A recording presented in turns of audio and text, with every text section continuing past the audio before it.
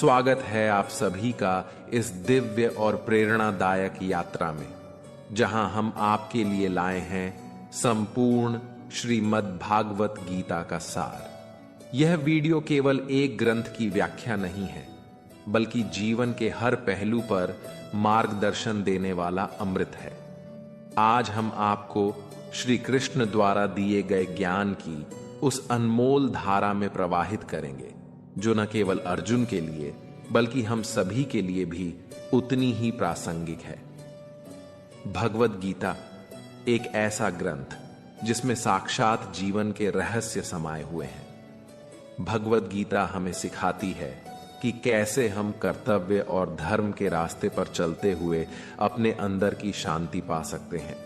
चाहे आप युवा हो, गृहस्थ जीवन में हो या फिर किसी भी परिस्थिति में, इस महान ग्रंथ के हर एक श्लोक में आपको अपने सवालों के जवाब मिलेंगे। इस वीडियो में हम आपको अध्याय 1 से लेकर 18 तक का सार देंगे, ताकि आप न केवल गीता को समझ सकें बल्कि उसे अपने जीवन में लागू भी कर सकें। भगवत गीता का उपदेश श्री कृष्ण ने महाभारत के युद्ध भूमि में अर्जुन को तब दिया था, जब अर्जुन युद्ध और अपने कर्तव्यों को लेकर मानसिक द्वंद्व में थे।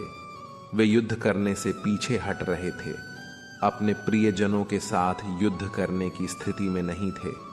लेकिन तब श्री कृष्ण ने उन्हें जीवन का सबसे महान सत्य बताया कि जीवन का उद्देश्य केवल कर्म करना है, फल की चिंता किए बिना। इस अद्भुत ज्ञान ने न केवल अर्जुन का हृदय खोल दिया, बल्कि यह आज तक हर इंसान के लिए प्रेरणा का स्रोत है। दोस्तों, गीता केवल अर्जुन के लिए नहीं है, बल्कि यह हर उस व्यक्ति के लिए है जो जीवन में कभी न कभी संशय, तनाव या मानसिक द्वंद्व का सामना करता है। गीता हमें सिखाती है कि चाहे परिस्थितियां कितनी भी कठिन क्यों ना हो, हमें अपने कर्तव्यों का पालन करते रहना चाहिए। कर्म योग, ज्ञान योग और भक्ति योग के माध्यम से हम अपने जीवन को सफल और सार्थक बना सकते हैं। अर्जुन की तरह जब भी हम अपने जीवन में असमंजस या कठिनाइयों का सामना करते हैं, तो हमें गीता का मार्गदर्शन लेना चाहिए। यह ग्रंथ हमें बताता है कि हर कठिनाई के पीछे एक गहरा अर्थ छिपा होता है और हर संघर्ष के बाद शांति और मोक्ष की प्राप्ति होती है। श्रीमद् भागवत गीता सिर्फ युद्ध की कथा नहीं है, यह धर्म, कर्म, भक्ति और ज्ञान का समन्वय है। यह हमें यह सिखाती है कि हम अपने जीवन की हर चुनौती का सामना कैसे करें, कैसे हम अपने कर्तव्यों को निभाते हुए भी आध्यात्मिक ऊंचाई प्राप्त कर सकते हैं। गीता का हर श्लोक, हर अध्याय हमें जीवन के उस गूढ़ सत्य की ओर ले जाता है जिसे समझने पर हम सच्ची शांति और आनंद प्राप्त कर सकते हैं। आज इस वीडियो में हम गीता के हर अध्याय के प्रमुख विचारों को सरल भाषा में आपके सामने रखेंगे। इससे न केवल आप गीता के मूल संदेश को समझ पाएंगे, बल्कि उसे अपने जीवन में अपनाने की प्रेरणा भी पाएंगे। चाहे वह कर्म योग हो, ज्ञान योग हो या फिर भक्ति का मार्ग, गीता हर एक के लिए कुछ न कुछ विशेष संदेश रखती है। तो दोस्तों, तैयार हो जाइए इस आध्यात्मिक यात्रा पर जाने के लिए, जहां आप श्री कृष्ण के उस दिव्य उपदेश को सुनेंगे जो हर काल और हर युग में मार्गदर्शन करता आया है।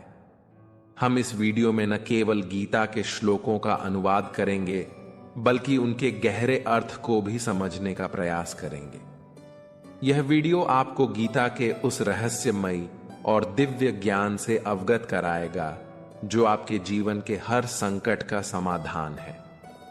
यदि आप जीवन के किसी भी मोड़ पर खड़े हैं और रास्ता नहीं दिख रहा, तो श्रीमद् भागवत गीता का यह सार आपको एक नया दृष्टिकोण देगा। यह न केवल आपको प्रेरित करेगा, बल्कि आपके विचारों को भी नई दिशा देगा। तो देर किस बात की, आइए श्री कृष्ण के इस अद्भुत ज्ञान के सागर में गोता लगाएं और जानें कि किस तरह हम अपने जीवन को कर्म, धर्म और भक्ति के मार्ग पर आगे बढ़ा सकते हैं। इस वीडियो को अंत तक ध्यान से देखें, क्योंकि यह केवल ज्ञान ही नहीं बल्कि जीवन का सच्चा मार्गदर्शन है। तो चलिए श्री कृष्ण की गीता से मिलते हैं और इस अद्वितीय ज्ञान के माध्यम से अपने जीवन में प्रकाश लाते हैं। नमस्कार दोस्तों, स्वागत है आपका हमारे YouTube चैनल भक्ति का रास्ता में। वीडियो की शुरुआत करने से पहले मेरी आपसे गुजारिश है कि आप इस वीडियो को पूरा सुने और यह मधुर वाणी का पूरा लाभ उठाए। भगवत गीता का पहला अध्याय अर्जुन विषाद योग है, जो महाभारत के युद्ध से पहले की स्थिति को दर्शाता है।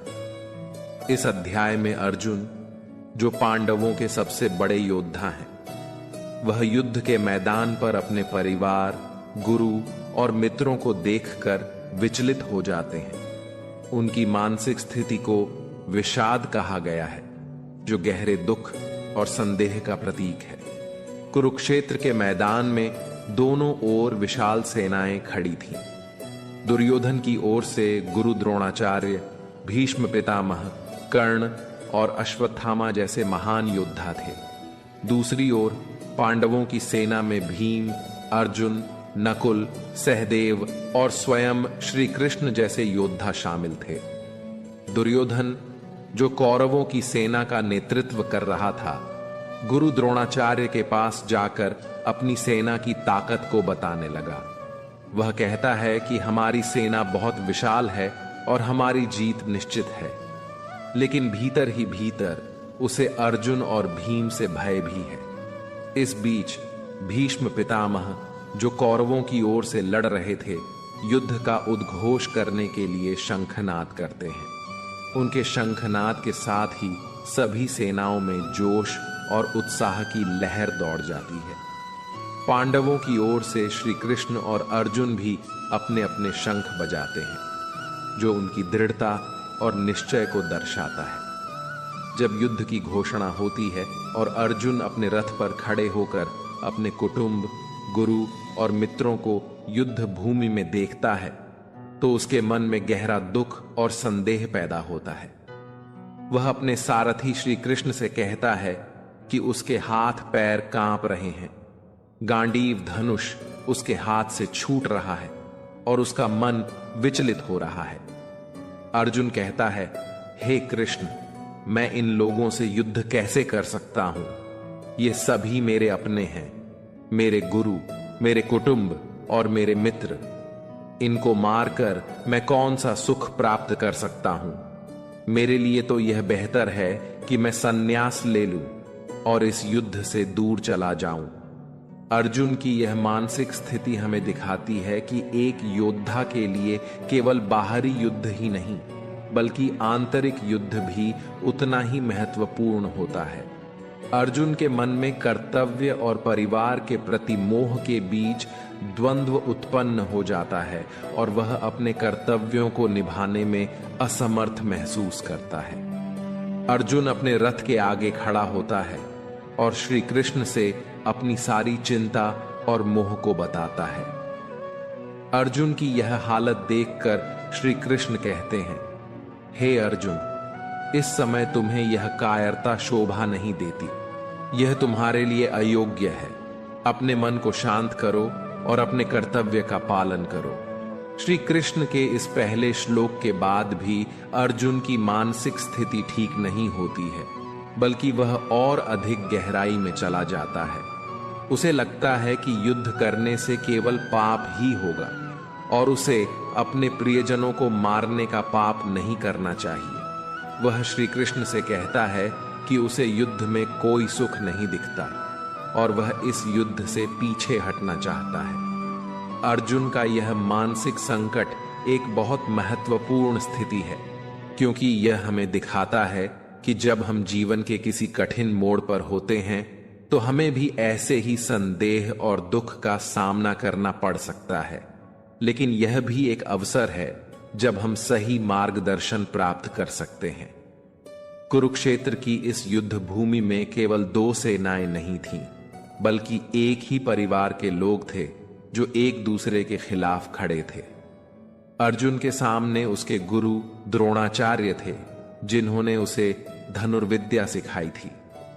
भीष्म पितामह, जो उसे अपने पुत्र के समान मानते थे, अब उसके सामने शस्त्र उठाए खड़े थे। कर्ण, जो उसका सबसे बड़ा प्रतिद्वंदी था, वह भी इस युद्ध का हिस्सा था। दूसरी ओर अर्जुन के अपने भाई थे, जिनके साथ उसने जीवन के हर सुख और दुख को साझा किया था। यह परिवार और संबंधियों का बंटवारा केवल युद्ध का ही नहीं, बल्कि संबंधों का भी था। मित्रों, इस अध्याय में यह स्पष्ट होता है कि युद्ध केवल बाहरी संघर्ष से नहीं होता, बल्कि यह एक आंतरिक संघर्ष भी होता है, जहां हमें अपने प्रियजनों के खिलाफ भी खड़ा होना पड़ता है। यह संघर्ष हमें अपने कर्तव्यों और अपनी भावनाओं के बीच संतुलन बनाने का पाठ सिखाता है। अर्जुन विषाद योग का समापन अर्जुन की गहरी चिंता और मोह में होता है। वह श्री कृष्ण के सामने अपने हथियार डाल देता है और कहता है कि वह इस युद्ध में भाग नहीं लेना चाहता, लेकिन यह केवल एक शुरुआत है। यह अध्याय हमें दिखाता है कि कैसे एक महान योद्धा अपने कर्तव्यों के प्रति संदेह में पड़ सकता है, और यह भी कि सही मार्गदर्शन के बिना जीवन में हम भी ऐसी स्थिति में फंस सकते हैं। भगवत गीता का दूसरा अध्याय सांख्य योग है, जो अर्जुन के गहरे संदेह और चिंता के साथ शुरू होता है। अर्जुन, जो अपने प्रियजनों के खिलाफ युद्ध करने के लिए तैयार नहीं है, अपने हथियार डाल देता है और श्री कृष्ण से कहता है कि वह इस युद्ध में भाग नहीं लेना चाहता। अर्जुन की यह स्थिति देखकर श्री कृष्ण उसे जीवन के गूढ़ रहस्यों और कर्तव्य के मार्ग पर चलने का उपदेश देना शुरू करते हैं। श्री कृष्ण उसे बताते हैं कि इस शरीर के नाश के बाद भी आत्मा अमर रहती है। यह शरीर तो मात्र वस्त्र के समान है, जिसे आत्मा बदलती रहती है। आत्मा को ना तो आग जला सकती है, ना पानी गीला कर सकता है, और ना ही कोई हथियार काट सकता है। आत्मा अजर और अमर है। श्री कृष्ण अर्जुन को यह भी समझाते हैं कि यह युद्ध केवल शरीर के नाश का कारण नहीं है, बल्कि यह धर्म और अधर्म के बीच की लड़ाई है। एक योद्धा के लिए अपने कर्तव्य का पालन करना सबसे महत्वपूर्ण है, और उसे अपनी जिम्मेदारियों से पीछे नहीं हटना चाहिए। श्री कृष्ण अर्जुन को आत्मा का ज्ञान देते हुए बताते हैं कि आत्मा न जन्म लेती है और न मरती है। यह शाश्वत, अजर, अमर और अविनाशी है। जब शरीर समाप्त होता है, तब आत्मा एक नया शरीर धारण करती है, जैसे कोई पुराने वस्त्र को छोड़कर नए वस्त्र पहनता है। श्री कृष्ण का यह उपदेश अर्जुन को बताता है कि मृत्यु का भय निराधार है, क्योंकि आत्मा अजर अमर है। इस शारीरिक मृत्यु से घबराने की आवश्यकता नहीं है, क्योंकि आत्मा का कभी नाश नहीं होता। यह ज्ञान अर्जुन को उस मोह से मुक्त करने के लिए है, जो उसे अपने प्रियजनों के नाश से उत्पन्न हो रहा था। श्री कृष्ण कहते हैं, हे अर्जुन, इस संसार में कुछ भी स्थायी नहीं है। जो भी जन्म लेता है वह मरता है, और जो मरता है वह फिर से जन्म लेता है। इसलिए जो होना ही है, उसके लिए शोक क्यों करना। कृष्ण अर्जुन को कर्म के सिद्धांत के बारे में बताते हुए कहते हैं कि हमें अपने कर्तव्य को बिना किसी फल की इच्छा के निभाना चाहिए। यह निष्काम कर्म का सिद्धांत है। हमारे अधिकार केवल कर्म करने में है, लेकिन उसके फल की चिंता हमें नहीं करनी चाहिए। श्री कृष्ण कहते हैं, कर्मण्येवाधिकारस्ते मा फलेषु कदाचन मां कर्म फल हेतुर्भूर्मा ते संगोस्त्व कर्मणि यो। अर्थात तुम्हारा अधिकार केवल कर्म करने में है, उसके फल में नहीं। इसलिए कर्म करते समय फल की इच्छा मत करो। यह विचार हमें सिखाता है कि हमें अपने जीवन में अपने कर्तव्यों का पालन पूरी निष्ठा और ईमानदारी से करना चाहिए, और उसके परिणाम की चिंता छोड़ देनी चाहिए। इस तरह के कर्म से हमें शांति और संतोष प्राप्त होता है और हम अपने जीवन को सही दिशा में ले जा सकते हैं। श्री कृष्ण आगे योग के महत्व को समझाते हैं। योग का अर्थ है मन और इंद्रियों का संयम, जिससे व्यक्ति अपने जीवन में संतुलन बनाए रखता है। श्री कृष्ण अर्जुन को स्थिर बुद्धि रखने का उपदेश देते हैं, जिसका अर्थ है कि व्यक्ति को अपने मन और इंद्रियों पर नियंत्रण रखना चाहिए और सुख दुख, लाभ हानि, जय पराजय में संभव रखना चाहिए। श्री कृष्ण कहते हैं, हे अर्जुन, एक सच्चा योगी वही है जो मन और इंद्रियों पर संयम रखता है और जिसे सुख दुख, जय पराजय में कोई अंतर नहीं दिखता। स्थिर बुद्धि वाला व्यक्ति वह है जो बाहरी परिस्थितियों से प्रभावित नहीं होता और अपने भीतर की शांति को बनाए रखता है।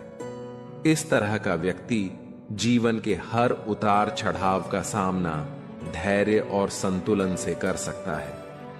श्री कृष्ण अर्जुन को सांसारिक सुखों के तिरस्कार का महत्व बताते हुए कहते हैं कि ये सुख केवल क्षणिक हैं और इनमें उलझने से व्यक्ति अपने वास्तविक उद्देश्य से भटक सकता है। ये सुख दुख मन को विचलित करते हैं और आत्मा की शांति को नष्ट करते हैं। श्री कृष्ण कहते हैं, हे अर्जुन, जो व्यक्ति सांसारिक सुखों से ऊपर उठ चुका है वह सच्चा योगी है। उसे अपने मन और इंद्रियों पर नियंत्रण रखना चाहिए ताकि वह अपने जीवन में शांति और संतुलन बनाए रख सके। यह शिक्षा हमें यह बताती है कि आत्म संयम और धैर्य का पालन करना ही सच्चा योग है। सांसारिक सुखों से ऊपर उठकर ही व्यक्ति सच्ची शांति और आत्मा की उन्नति प्राप्त कर सकता है। सांख्य योग का यह अध्याय अर्जुन को उसके कर्तव्यों और आत्मा के ज्ञान के माध्यम से उसके संदेह और मोह से मुक्त करता है। श्री कृष्ण के उपदेश से अर्जुन को यह समझ में आता है कि उसे अपने कर्तव्यों का पालन करना चाहिए, चाहे परिस्थितियां कैसी भी हों।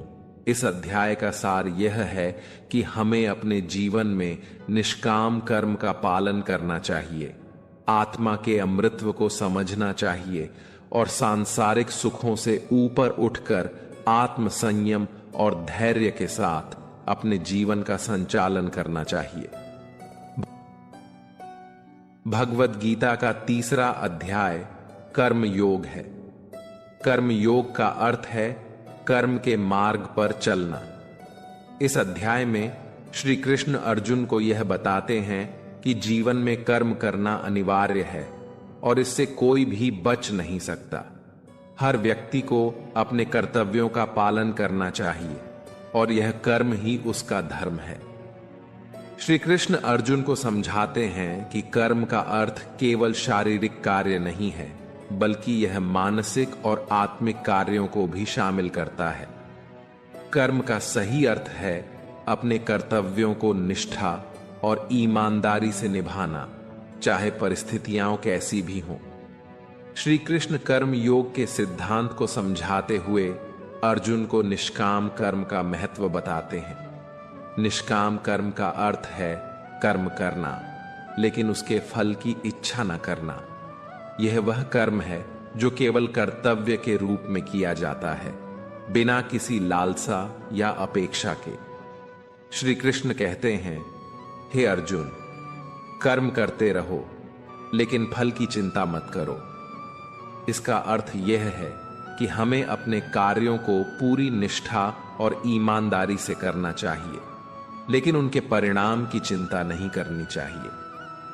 जब हम फल की चिंता में पड़ जाते हैं तो हमारा मन अशांत हो जाता है और हम अपने कर्म को सही ढंग से नहीं कर पाते। यह सिद्धांत हमें सिखाता है कि हमें अपने जीवन में केवल अपने कर्तव्यों पर ध्यान केंद्रित करना चाहिए और उनके परिणाम को ईश्वर के हाथों में छोड़ देना चाहिए।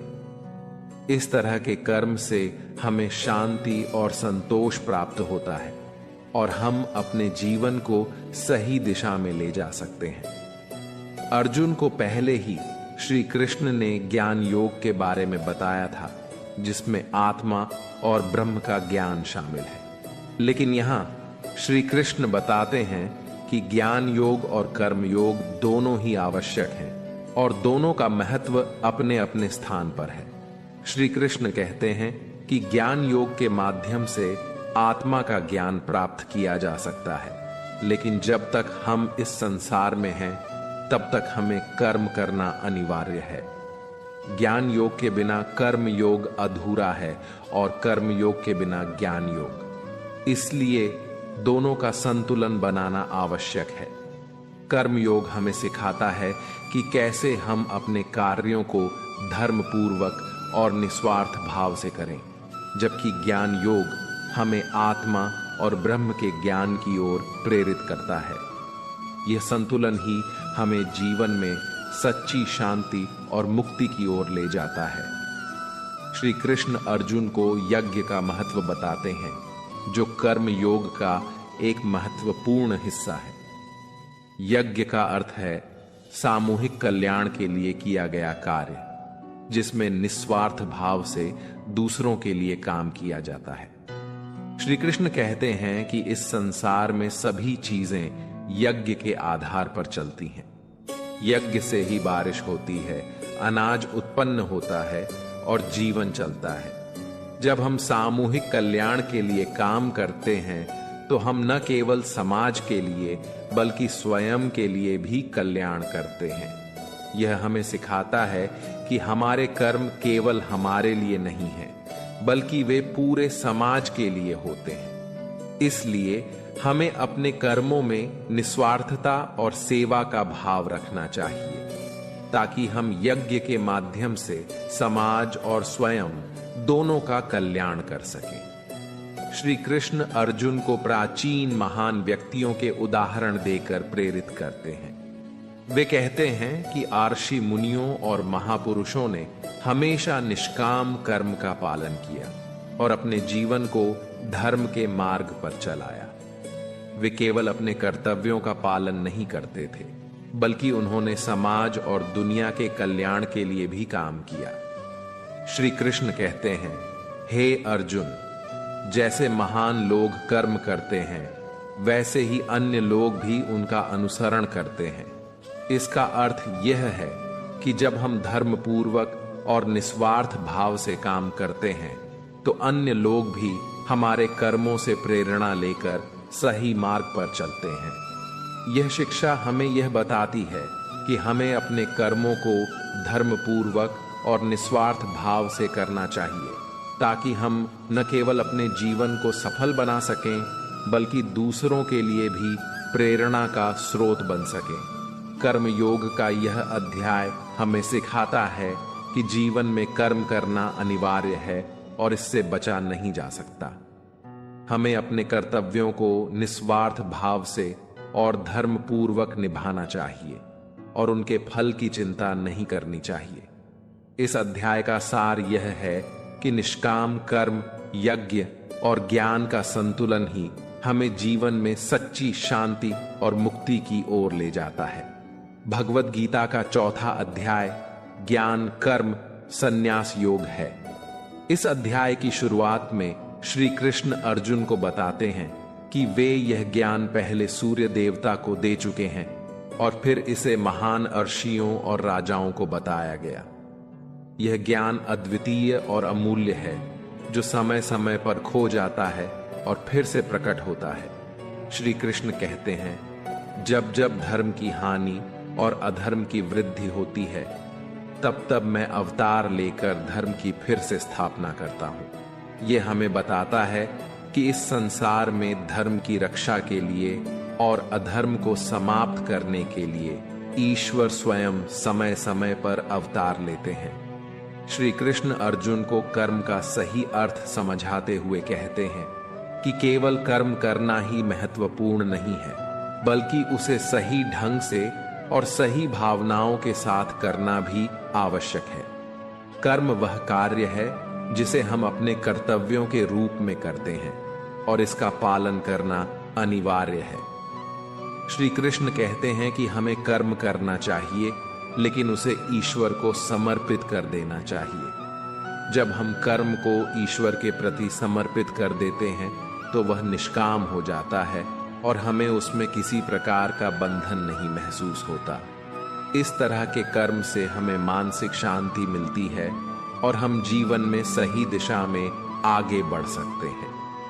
श्री कृष्ण यह भी बताते हैं कि कर्म का त्याग करना उचित नहीं है, क्योंकि कर्म करना इस संसार का धर्म है। हमें कर्म करना चाहिए, लेकिन उसके फल की इच्छा नहीं करनी चाहिए। यह निष्काम कर्म का सिद्धांत है जो हमें बंधनों से मुक्त करता है। श्री कृष्ण ज्ञान का महत्व बताते हुए कहते हैं कि ज्ञान की शक्ति सबसे बड़ी होती है। जब हमें सच्चे ज्ञान का आभास हो जाता है तो हमारा अज्ञान और मोह दूर हो जाता है। ज्ञान से हमें यह समझ में आता है कि हम इस संसार में कौन हैं और हमारा क्या उद्देश्य है। श्री कृष्ण अर्जुन को बताते हैं कि ज्ञान वह दीपक है जो हमारे मन के अंधकार को दूर करता है। यह वह प्रकाश है जो हमें सही मार्ग दिखाता है और हमें बंधनों से मुक्त करता है। ज्ञान के बिना कर्म अधूरा है, क्योंकि ज्ञान ही हमें यह समझने में सहायता करता है कि हमारा कर्म क्या होना चाहिए और उसे कैसे करना चाहिए। श्री कृष्ण कहते हैं, हे अर्जुन, जैसे अग्नि लकड़ी को जला देती है, वैसे ही ज्ञान हमारे सभी कर्मों के फल को जला देता है। इसका अर्थ है कि ज्ञान के साथ किया गया कर्म हमें बंधनों से मुक्त करता है और हमें मुक्ति की ओर ले जाता है। श्री कृष्ण अर्जुन को बताते हैं कि ज्ञान और कर्म का संन्यास एक ही सिक्के के दो पहलू हैं। संन्यास का अर्थ केवल कर्म का त्याग करना नहीं है, बल्कि इसका अर्थ है कर्म के फल की आसक्ति का त्याग करना। जब हम अपने कर्मों को बिना किसी फल की इच्छा के करते हैं, तब हम सच्चे सन्यासी होते हैं। श्री कृष्ण कहते हैं कि जो व्यक्ति ज्ञान और कर्म को एक साथ संतुलित करता है, वही सच्चा सन्यासी है। वह व्यक्ति जो अपने कर्मों को केवल अपने कर्तव्यों के रूप में करता है और उसके फल की चिंता नहीं करता, वह संसार के बंधनों से मुक्त हो जाता है। यह हमें सिखाता है कि हमें अपने जीवन में ज्ञान और कर्म दोनों को अपनाना चाहिए। ज्ञान से हमें यह समझ में आता है कि हमारा कर्तव्य क्या है और कर्म से हम उस कर्तव्य को पूरा करते हैं। इस तरह से हम जीवन में संतुलन बनाए रख सकते हैं और सही मार्ग पर चल सकते हैं। श्री कृष्ण अर्जुन को बताते हैं कि ज्ञान और कर्म का सही अर्थ तभी समझ में आता है जब उसमें श्रद्धा और भक्ति का समावेश हो। श्रद्धा के बिना ज्ञान अधूरा है और भक्ति के बिना कर्म अधूरा है। श्री कृष्ण कहते हैं, हे अर्जुन, जो व्यक्ति श्रद्धा और भक्ति के साथ कर्म करता है, वह निश्चित रूप से सफलता प्राप्त करता है। इसका अर्थ यह है कि हमें अपने जीवन में ज्ञान और कर्म को अपनाते समय श्रद्धा और भक्ति को भी शामिल करना चाहिए। श्रद्धा से हमें यह विश्वास होता है कि जो हम कर रहे हैं वह सही है, और भक्ति से हमें वह ऊर्जा मिलती है जो हमें अपने कर्मों को पूरा करने में सहायक होती है। इस तरह से श्रद्धा और भक्ति के साथ किया गया कर्म हमें मुक्ति की ओर ले जाता है। ज्ञान कर्म संन्यास योग का यह अध्याय हमें सिखाता है कि जीवन में ज्ञान, कर्म और संन्यास का सही संतुलन कैसे बनाए रखा जाए। यह अध्याय हमें यह भी बताता है कि श्रद्धा और भक्ति के साथ किए गए कर्म ही हमें मुक्ति की ओर ले जाते हैं। इस अध्याय का सार यह है कि हमें अपने जीवन में ज्ञान, कर्म, संन्यास, श्रद्धा और भक्ति को अपनाना चाहिए और इनका सही संतुलन बनाए रखना चाहिए। भगवत गीता का 5वां अध्याय कर्म संन्यास योग है। इस अध्याय की शुरुआत में अर्जुन श्री कृष्ण से पूछते हैं कि क्या संन्यास यानी कि कर्मों का त्याग श्रेष्ठ है या फिर कर्म योग अर्थात कर्म करते हुए भी उनसे आसक्ति का त्याग श्रेष्ठ है। अर्जुन इस सोच में है कि किस मार्ग को अपनाया जाए। श्री कृष्ण उत्तर देते हुए कहते हैं कि दोनों मार्ग संन्यास और कर्म योग मुक्ति की ओर ले जाते हैं, लेकिन कर्म योग श्रेष्ठ है क्योंकि यह व्यक्ति को कर्म करते हुए भी आत्मा के ज्ञान में स्थित रखता है। कर्म योग वह मार्ग है जिसमें व्यक्ति अपने सभी कर्तव्यों का पालन करता है, लेकिन उनमें आसक्ति नहीं रखता। श्री कृष्ण यह भी बताते हैं कि संन्यास केवल बाहरी त्याग नहीं है, बल्कि यह एक आंतरिक स्थिति है। जो व्यक्ति कर्म करते हुए भी उनके फल की इच्छा नहीं करता, वही सच्चा सन्यासी है। श्री कृष्ण बताते हैं कि कर्म सन्यास का सही अर्थ कर्म का त्याग नहीं है, बल्कि कर्म के फल की इच्छा का त्याग है। व्यक्ति को कर्म करने से पीछे नहीं हटना चाहिए, बल्कि अपने कर्तव्यों को निष्ठा और समर्पण के साथ करना चाहिए, लेकिन उनके परिणाम की चिंता नहीं करनी चाहिए। श्री कृष्ण कहते हैं कि केवल कर्म का त्याग करना ही सन्यास नहीं है। यदि कोई व्यक्ति कर्म का त्याग कर देता है, लेकिन मन में कर्म के प्रति इच्छा और फल की आकांक्षा रखता है, तो वह सच्चा सन्यासी नहीं है। सच्चा सन्यास वह है जिसमें व्यक्ति कर्म करते हुए भी किसी भी प्रकार की आसक्ति नहीं रखता और उसे ईश्वर के प्रति समर्पित कर देता है। श्री कृष्ण अर्जुन को बताते हैं कि कर्म योग और कर्म संन्यास के बीच संतुलन बनाना आवश्यक है। कर्म योगी वह होता है जो संसार में रहते हुए भी अपने कर्तव्यों का पालन करता है और उन्हें ईश्वर को समर्पित करता है। वह न तो अपने कर्मों के प्रति आसक्त होता है और न ही उनके फल की चिंता करता है। श्री कृष्ण कहते हैं, जो व्यक्ति कर्म करते हुए भी स्वयं को संसार से मुक्त रखता है, वही सच्चा सन्यासी है। इसका अर्थ यह है कि हमें अपने जीवन में कर्म और सन्यास दोनों का पालन करना चाहिए। हमें अपने कर्तव्यों का पालन करते हुए भी मानसिक रूप से उनसे अलग रहना चाहिए, ताकि हम संसार के बंधनों से मुक्त रह सकें। इस संतुलन को बनाए रखने के लिए हमें ध्यान और आत्मचिंतन का सहारा लेना चाहिए, जिससे हम अपने मन को स्थिर और शांति में रख सकें। इस प्रकार हम कर्म करते हुए भी मुक्ति की ओर अग्रसर हो सकते हैं। श्री कृष्ण बताते हैं कि कर्म संन्यास और कर्म योग के मार्ग पर चलने के लिए आत्म संयम और शांति का होना आवश्यक है।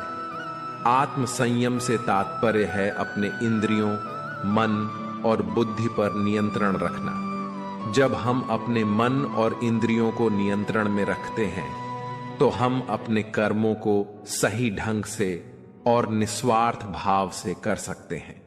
श्री कृष्ण कहते हैं, जो व्यक्ति अपने मन और इंद्रियों को नियंत्रित कर लेता है, वही सच्ची शांति प्राप्त कर सकता है।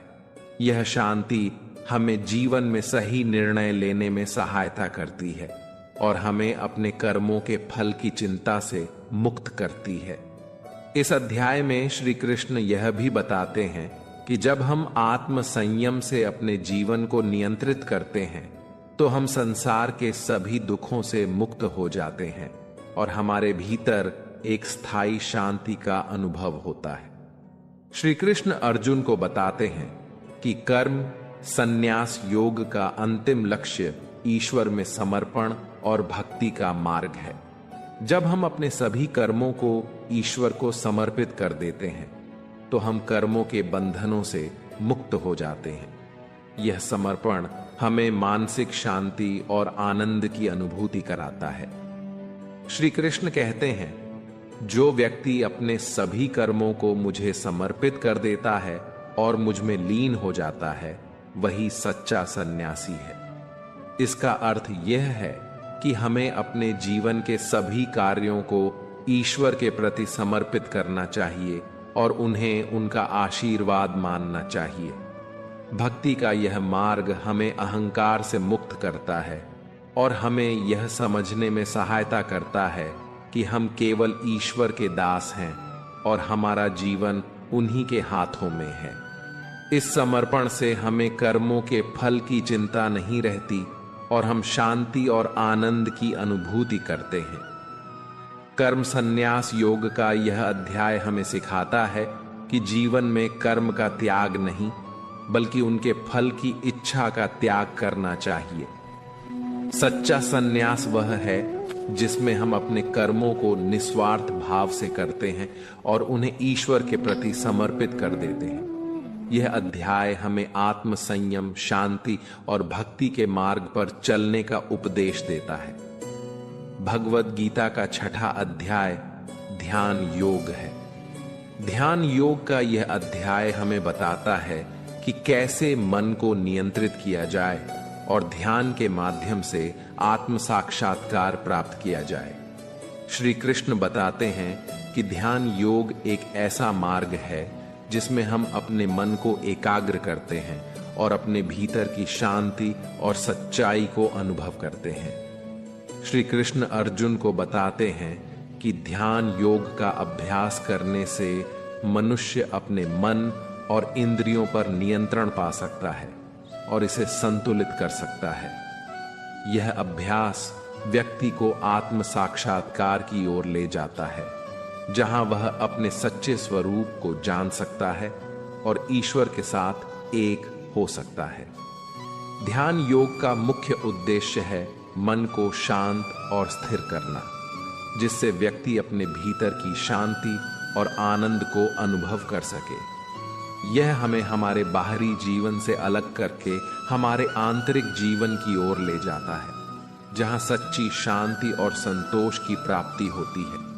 श्री कृष्ण बताते हैं कि ध्यान योग का अभ्यास करने के लिए व्यक्ति को पहले अपनी शारीरिक और मानसिक स्थिति को तैयार करना आवश्यक है। इसके लिए उन्होंने कुछ महत्वपूर्ण बातें बताई हैं, जिसमें पहला है आसन। मित्रों, ध्यान के लिए एक स्थिर और आरामदायक आसन चुनना चाहिए। यह आसन ऐसा होना चाहिए जिसमें व्यक्ति लंबे समय तक बैठ सके बिना किसी शारीरिक असुविधा के साथ। दूसरा है स्थान। मित्रों, ध्यान के लिए एक शांत और पवित्र स्थान का चयन करना चाहिए। यह स्थान ऐसा होना चाहिए जहां बाहरी शोर और व्यवधान न हो, जिससे मन एकाग्र हो सके। तीसरा है समय। मित्रों, ध्यान के लिए सुबह का समय सबसे उत्तम माना गया है, क्योंकि इस समय मन शांत और ताजगी से भरा होता है। चौथा है भोजन। ध्यान से पहले हल्का भोजन करना चाहिए। अधिक भोजन करने से शरीर और मन दोनों भारी हो जाते हैं, जिससे ध्यान में बाधा उत्पन्न हो सकती है। इन सभी तैयारियों के बाद व्यक्ति ध्यान के अभ्यास के लिए मानसिक रूप से तैयार हो जाता है, जो उसे आत्म साक्षात्कार की दिशा में आगे बढ़ाता है। ध्यान योग का अभ्यास करने के लिए श्री कृष्ण ने कुछ महत्वपूर्ण प्रक्रियाओं का उल्लेख किया है। इन प्रक्रियाओं का पालन करके व्यक्ति ध्यान के सही मार्ग पर चल सकता है। उसमें पहला है मन का नियंत्रण। सबसे पहले व्यक्ति को अपने मन को नियंत्रित करना चाहिए। यह ध्यान का सबसे महत्वपूर्ण हिस्सा है। मन को इधर उधर भटकने से रोकने के लिए उसे एक बिंदु पर एकाग्र करना आवश्यक है। दूसरा है सांसों का ध्यान। सांसों पर ध्यान केंद्रित करना ध्यान का एक महत्वपूर्ण अभ्यास है। जब व्यक्ति अपनी सांसों पर ध्यान केंद्रित करता है तो उसका मन स्वाभाविक रूप से शांत और स्थिर हो जाता है। तीसरा है विचारों का निरीक्षण। ध्यान के दौरान व्यक्ति को अपने विचारों का निरीक्षण करना चाहिए।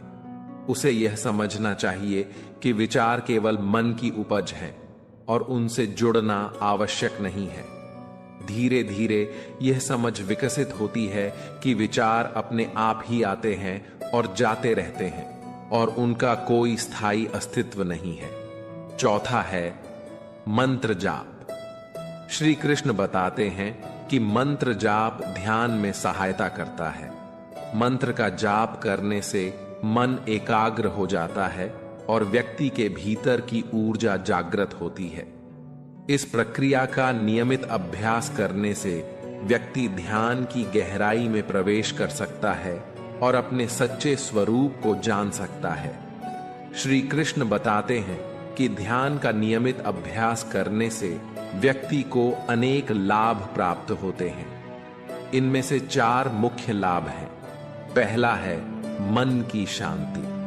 ध्यान के अभ्यास से व्यक्ति के मन में शांति और स्थिरता आती है। वह मानसिक तनाव और चिंता से मुक्त हो जाता है और शांति की अनुभूति करता है। दूसरा है आत्म साक्षात्कार। ध्यान के माध्यम से व्यक्ति अपने सच्चे स्वरूप का अनुभव कर सकता है। वह यह समझता है कि वह केवल शरीर और मन नहीं है, बल्कि एक आत्मा है जो शाश्वत और अमर है। तीसरा है ईश्वर से जुड़ाव। ध्यान का अभ्यास व्यक्ति को ईश्वर से जोड़ता है। वह ईश्वर के साथ एकता का अनुभव करता है और उसकी कृपा का अनुभव करता है। चौथा है संतुलित जीवन। ध्यान के अभ्यास से व्यक्ति का जीवन संतुलित हो जाता है। वह अपने कर्तव्यों का पालन करता है और साथ ही आंतरिक शांति और संतोष का अनुभव करता है। ध्यान के इन लाभों को प्राप्त करने के लिए नियमित अभ्यास और संयम आवश्यक है। यह अभ्यास व्यक्ति के जीवन को सकारात्मक दिशा में बदल सकता है और उसे मुक्ति की ओर ले जा सकता है। ध्यान योग का यह अध्याय हमें सिखाता है कि जीवन में ध्यान का अभ्यास कितना महत्वपूर्ण है। यह अध्याय हमें यह भी बताता है कि कैसे ध्यान के माध्यम से हम अपने मन और इंद्रियों को नियंत्रित कर सकते हैं, आत्म साक्षात्कार कर सकते हैं और ईश्वर के साथ एक हो सकते हैं। भगवद गीता का 7वां अध्याय ज्ञान विज्ञान योग है। इस अध्याय की शुरुआत में श्री कृष्ण अर्जुन को बताते हैं कि वे उन्हें ऐसा ज्ञान देंगे जिससे वे परमात्मा को पूर्ण रूप से समझ सकेंगे। यहां ज्ञान का अर्थ है साधारण ज्ञान जो हम इंद्रियों के माध्यम से प्राप्त करते हैं। विज्ञान का अर्थ है वह गहन और आध्यात्मिक ज्ञान जो हमें परमात्मा के साथ एकत्व का अनुभव कराता है। श्री कृष्ण कहते हैं कि इस ज्ञान और विज्ञान के माध्यम से व्यक्ति सभी चीजों को समझ सकता है, चाहे वह संसार में हो या आत्मा के भीतर। यह ज्ञान उसे इस संसार के बंधनों से मुक्त कर सकता है और उसे परम शांति और मुक्ति की ओर ले जा सकता है। श्री कृष्ण इस अध्याय में अर्जुन को बताते हैं कि वे ही इस सृष्टि के मूल कारण हैं। वे कहते हैं कि यह सारा संसार उनकी 8 भौतिक शक्तियों से निर्मित है। पृथ्वी, जल, वायु, अग्नि, आकाश, मन, बुद्धि और अहंकार, ये सब कुछ मिलकर इस संसार की संरचना करते हैं। इसके साथ ही श्री कृष्ण यह भी बताते हैं कि वे ही इस सृष्टि के पीछे की चेतना है। वे कहते हैं, मैं ही इस संपूर्ण सृष्टि का सार हूं। इसका अर्थ यह है कि संसार में जो कुछ भी है वह सब ईश्वर की उपस्थिति का परिणाम है। वे हर जीव में उपस्थित हैं और हर वस्तु में उनका अस्तित्व है। श्री कृष्ण यह भी कहते हैं कि उन्हें समझ पाना अत्यंत कठिन है, क्योंकि वे सर्वव्यापी और अनंत हैं। केवल वे लोग जो श्रद्धा और भक्ति के साथ उनके प्रति समर्पित होते हैं, वही उनके वास्तविक स्वरूप को जान सकते हैं। श्री कृष्ण अर्जुन को बताते हैं कि भक्ति ही वह माध्यम है जिससे व्यक्ति उन्हें समझ सकता है और उनसे जुड़ सकता है। वे कहते हैं, जो लोग मुझे भक्ति के साथ पूजते हैं वे ही मुझ तक पहुंच सकते हैं। यह भक्ति केवल पूजा पाठ तक सीमित नहीं है, बल्कि यह व्यक्ति के जीवन के हर कार्य में ईश्वर को समर्पित करने की भावना है। श्री कृष्ण बताते हैं कि भक्ति के माध्यम से व्यक्ति को वह ज्ञान और विज्ञान प्राप्त होता है जिससे वह संसार के माया जाल से मुक्त हो सकता है। श्री कृष्ण यह भी कहते हैं कि भक्ति का मार्ग सरल और सीधा है, इसमें कोई जटिलता नहीं है। जो भी व्यक्ति सच्चे मन से ईश्वर के प्रति समर्पित होता है वही उनके साथ एकत्व का अनुभव कर सकता है। भक्ति का यह मार्ग हमें शांति, संतोष और आनंद की ओर ले जाता है। श्री कृष्ण इस अध्याय में बताते हैं कि संसार एक माया जाल है जो हमें भटकाने का काम करता है। यह माया ईश्वर की शक्ति से उत्पन्न होती है और इसे समझना और पार पाना अत्यंत कठिन है। श्री कृष्ण कहते हैं कि यह माया हमें संसार के भौतिक सुखों में उलझा देती है और हमें ईश्वर से दूर कर देती है। लेकिन जो व्यक्ति सच्ची भक्ति और समर्पण के साथ ईश्वर की शरण में आता है, वह इस माया जाल से मुक्त हो सकता है। श्री कृष्ण यह भी बताते हैं कि ईश्वर की महिमा अनंत है। वे सभी जीवों के स्वामी हैं और उनके बिना कुछ भी संभव नहीं है। वे कहते हैं, जो लोग मुझे जानने का प्रयास करते हैं वे अंत में मेरी महिमा को समझ जाते हैं और मेरी शरण में आ जाते हैं। श्री कृष्ण अर्जुन को बताते हैं कि श्रद्धा और विश्वास के बिना व्यक्ति ईश्वर को नहीं जान सकता। श्रद्धा का अर्थ है ईश्वर के प्रति पूर्ण विश्वास और समर्पण। वे कहते हैं, जो व्यक्ति श्रद्धा और विश्वास के साथ मेरी भक्ति करता है, मैं उसे वह ज्ञान प्रदान करता हूं जिससे वह मुझ तक पहुंच सके। श्रद्धा और विश्वास के माध्यम से व्यक्ति अपने जीवन के सभी कार्यों को ईश्वर के प्रति समर्पित कर सकता है और इस संसार के बंधनों से मुक्त हो सकता है। यह विश्वास हमें मानसिक शांति और संतुलन प्रदान करता है, जिससे हम जीवन के कठिनाइयों का सामना कर सकते हैं। श्री कृष्ण यह भी कहते हैं कि जो लोग उन्हें सच्चे मन से पूजते हैं, वे उन्हें किसी भी रूप में पा सकते हैं। वे हर रूप में, हर स्थिति में और हर परिस्थिति में उपस्थित हैं।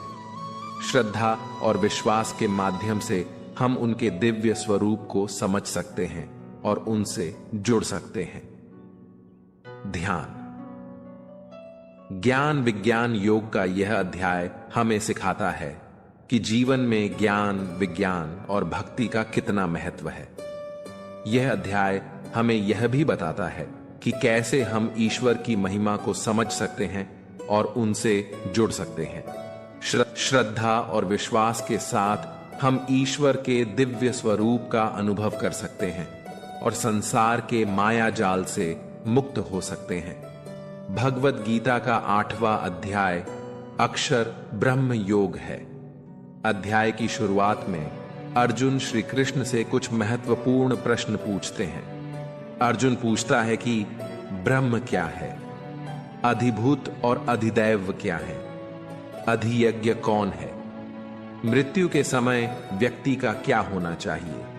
श्री कृष्ण इन प्रश्नों का उत्तर देते हुए बताते हैं, ब्रह्म वह परम आत्मा है जो अनंत, अपरिवर्तनीय और शाश्वत है।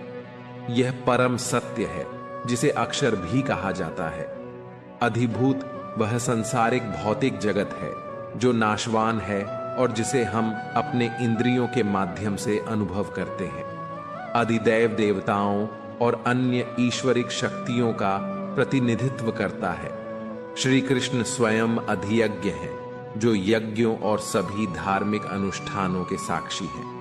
श्री कृष्ण यह भी बताते हैं कि मृत्यु के समय व्यक्ति को अपने मन को एकाग्र करना चाहिए और ईश्वर का स्मरण करना चाहिए ताकि वह परम गति को प्राप्त कर सके। श्री कृष्ण इस अध्याय में अर्जुन को बताते हैं कि मृत्यु के समय व्यक्ति की मानसिक स्थिति अत्यंत महत्वपूर्ण होती है। वे कहते हैं कि जो व्यक्ति मृत्यु के समय ईश्वर का ध्यान करता है, वह उनके साथ एक हो जाता है और मोक्ष प्राप्त करता है। श्री कृष्ण यह भी बताते हैं कि मृत्यु के समय मन को ईश्वर में स्थिर करना आसान नहीं होता, इसलिए जीवन भर अभ्यास करना आवश्यक है। वे कहते हैं कि जिस प्रकार कोई व्यक्ति जीवन भर जिन विचारों और कर्मों में लीन रहता है, वही उसके अंतिम क्षणों में भी मन में होते हैं। इसलिए जो व्यक्ति ईश्वर में स्थिर रहता है और हर समय उनका ध्यान करता है, वही अंत में मोक्ष प्राप्त कर सकता है। यह ज्ञान हमें यह सिखाता है कि जीवन का हर क्षण महत्वपूर्ण है और हमें हर पल ईश्वर का स्मरण करना चाहिए। इससे मृत्यु के समय हमारा मन ईश्वर में एकाग्र रहेगा और हमें परम गति प्राप्त होगी। श्री कृष्ण अर्जुन को बताते हैं कि भक्ति और ध्यान के माध्यम से ही व्यक्ति मृत्यु के समय ईश्वर का ध्यान कर सकता है। वे कहते हैं कि जो व्यक्ति सच्ची भक्ति के साथ ईश्वर का स्मरण करता है वह मृत्यु के बाद भी उनसे जुड़ा रहता है और जन्म मृत्यु के चक्र से मुक्त हो जाता है। श्री कृष्ण यह भी बताते हैं कि भक्ति का मार्ग सबसे सरल और सुलभ है। इसमें कोई जटिलता नहीं है और यह हर व्यक्ति के लिए खुला है, चाहे वह किसी भी परिस्थिति में हो। केवल सच्चे मन से ईश्वर के प्रति समर्पण करना आवश्यक है। ध्यान का अभ्यास हमें मन को स्थिर और एकाग्र करने में मदद करता है। जब हम ध्यान के माध्यम से अपने मन को ईश्वर में स्थिर करते हैं तो हम उनकी कृपा के पात्र बनते हैं और उन्हें प्राप्त करने की दिशा में आगे बढ़ते हैं। श्री कृष्ण इस अध्याय में ओम के महत्व को भी बताते हैं। वे कहते हैं कि ओम शब्द ब्रह्म का प्रतीक है और इसका उच्चारण करना ईश्वर की प्राप्ति का एक महत्वपूर्ण मार्ग है। ओम का उच्चारण हमें ईश्वर के साथ जोड़ता है और हमारी आत्मा को शुद्ध करता है। श्री कृष्ण कहते हैं कि जो व्यक्ति मृत्यु के समय ओम का उच्चारण करते हुए ईश्वर का स्मरण करता है वह निश्चित रूप से मोक्ष प्राप्त करता है। श्री कृष्ण यह भी बताते हैं कि ओम का उच्चारण ध्यान के दौरान करने से मन को एकाग्र करना आसान होता है। यह हमें हमारे भीतर की शांति और स्थिरता का अनुभव कराता है और हमें ईश्वर के निकट ले जाता है। इस प्रकार ओम का महत्व केवल एक शब्द तक सीमित नहीं है, बल्कि यह हमें ईश्वर की ओर ले जाने वाला एक मार्ग है। इसका नियमित अभ्यास हमें मोक्ष की प्राप्ति की दिशा में अग्रसर करता है। अक्षर ब्रह्म योग का यह अध्याय हमें सिखाता है कि जीवन में ध्यान, भक्ति और ओम के उच्चारण का कितना महत्व है। यह अध्याय हमें यह भी बताता है कि मृत्यु के समय व्यक्ति की मानसिक स्थिति और ईश्वर का स्मरण कितना महत्वपूर्ण है। श्री कृष्ण का यह उपदेश हमें प्रेरित करता है कि हम अपने जीवन के हर क्षण को ईश्वर के प्रति समर्पित करें और उनकी कृपा प्राप्त करने के लिए भक्ति और ध्यान का मार्ग अपनाएं। भगवत गीता का 9वां अध्याय राज विद्या योग है। श्री कृष्ण इस अध्याय की शुरुआत में अर्जुन को बताते हैं कि वे उन्हें राज विद्या और राजगुप्त सिखाने जा रहे हैं। राज विद्या का अर्थ है सबसे उत्तम और सर्वोच्च ज्ञान, जबकि राजगुप्त का अर्थ है सबसे गोपनीय और रहस्यमय ज्ञान। श्री कृष्ण बताते हैं कि यह ज्ञान न केवल धर्म की ओर ले जाता है बल्कि व्यक्ति को मोक्ष की प्राप्ति भी कराता है। यह ज्ञान उन सभी रहस्यों को उजागर करता है जो संसार और आत्मा के बीच के संबंध को स्पष्ट करते हैं। वे कहते हैं कि यह ज्ञान अति पवित्र है और इसे प्राप्त करने के लिए व्यक्ति को श्रद्धा और भक्ति की आवश्यकता होती है। श्री कृष्ण इस अध्याय में अर्जुन को बताते हैं कि वे इस संपूर्ण सृष्टि के कर्ता धर्ता हैं। वे कहते हैं, मैं ही इस जगत का उत्पत्ति और संहार हूं। वे सभी जीवों के हृदय में बसे हुए हैं और इस संसार के हर कण में उनकी उपस्थिति है। श्री कृष्ण यह भी कहते हैं कि जो लोग उन्हें सच्चे मन से पूजते हैं वे उन्हें किसी भी रूप में पा सकते हैं। वे कहते हैं कि भले ही लोग विभिन्न देवताओं की पूजा करते हों, लेकिन अंत में वे सभी पूजा श्री कृष्ण तक ही पहुंचती है, क्योंकि वे ही इस संपूर्ण ब्रह्मांड के परम कारण हैं। उपासना के महत्व को समझाते हुए श्री कृष्ण बताते हैं कि केवल वे ही व्यक्ति सच्चे सुख और शांति का अनुभव कर सकते हैं जो भगवान की भक्ति और उपासना में लगे रहते हैं। वे कहते हैं, जो लोग श्रद्धा और विश्वास के साथ मेरी शरण में आते हैं उन्हें मैं मोक्ष प्रदान करता हूं। श्री कृष्ण अर्जुन को बताते हैं कि यह संसार भगवान की माया से रचा गया है। यह माया एक भ्रम है जो हमें वास्तविकता से दूर कर देती है और हमें भौतिक सुखों में उलझा देती है। श्री कृष्ण कहते हैं कि जो लोग इस माया में फंस जाते हैं वे अपने जीवन का सही अर्थ नहीं समझ पाते और भटकते रहते हैं। श्री कृष्ण यह भी बताते हैं कि जो लोग इस माया को पार करना चाहते हैं उन्हें भक्ति और समर्पण का मार्ग अपनाना चाहिए। वे कहते हैं कि केवल वे लोग ही इस भ्रम से मुक्त हो सकते हैं जो ईश्वर के प्रति समर्पित रहते हैं और उनकी शरण में आते हैं। यह ज्ञान हमें सिखाता है कि संसार के भौतिक सुख संपदा में उलझने के बजाय हमें भगवान की शरण में जाना चाहिए और उनकी कृपा प्राप्त करनी चाहिए। इससे हमें सच्ची शांति और स्थिरता प्राप्त होगी। श्री कृष्ण इस अध्याय में यह भी बताते हैं कि वे अपने भक्तों के प्रति अत्यंत प्रेम और करुणा रखते हैं। वे कहते हैं, मैं अपने भक्तों की सभी इच्छाओं को पूरा करता हूं और उन्हें हर प्रकार से सुरक्षित रखता हूं। श्री कृष्ण बताते हैं कि जो लोग सच्चे मन से उनकी भक्ति करते हैं वे उन्हें कभी भी नहीं छोड़ते। वे अपने भक्तों की हर समस्या का समाधान करते हैं और उन्हें जीवन के हर संकट से उबारते हैं। इससे यह स्पष्ट होता है कि भगवान अपने भक्तों के प्रति कितने दयालु और कृपालु होते हैं। वे हमेशा अपने भक्तों के साथ होते हैं और उन्हें जीवन के हर कठिनाई से पार कराते हैं।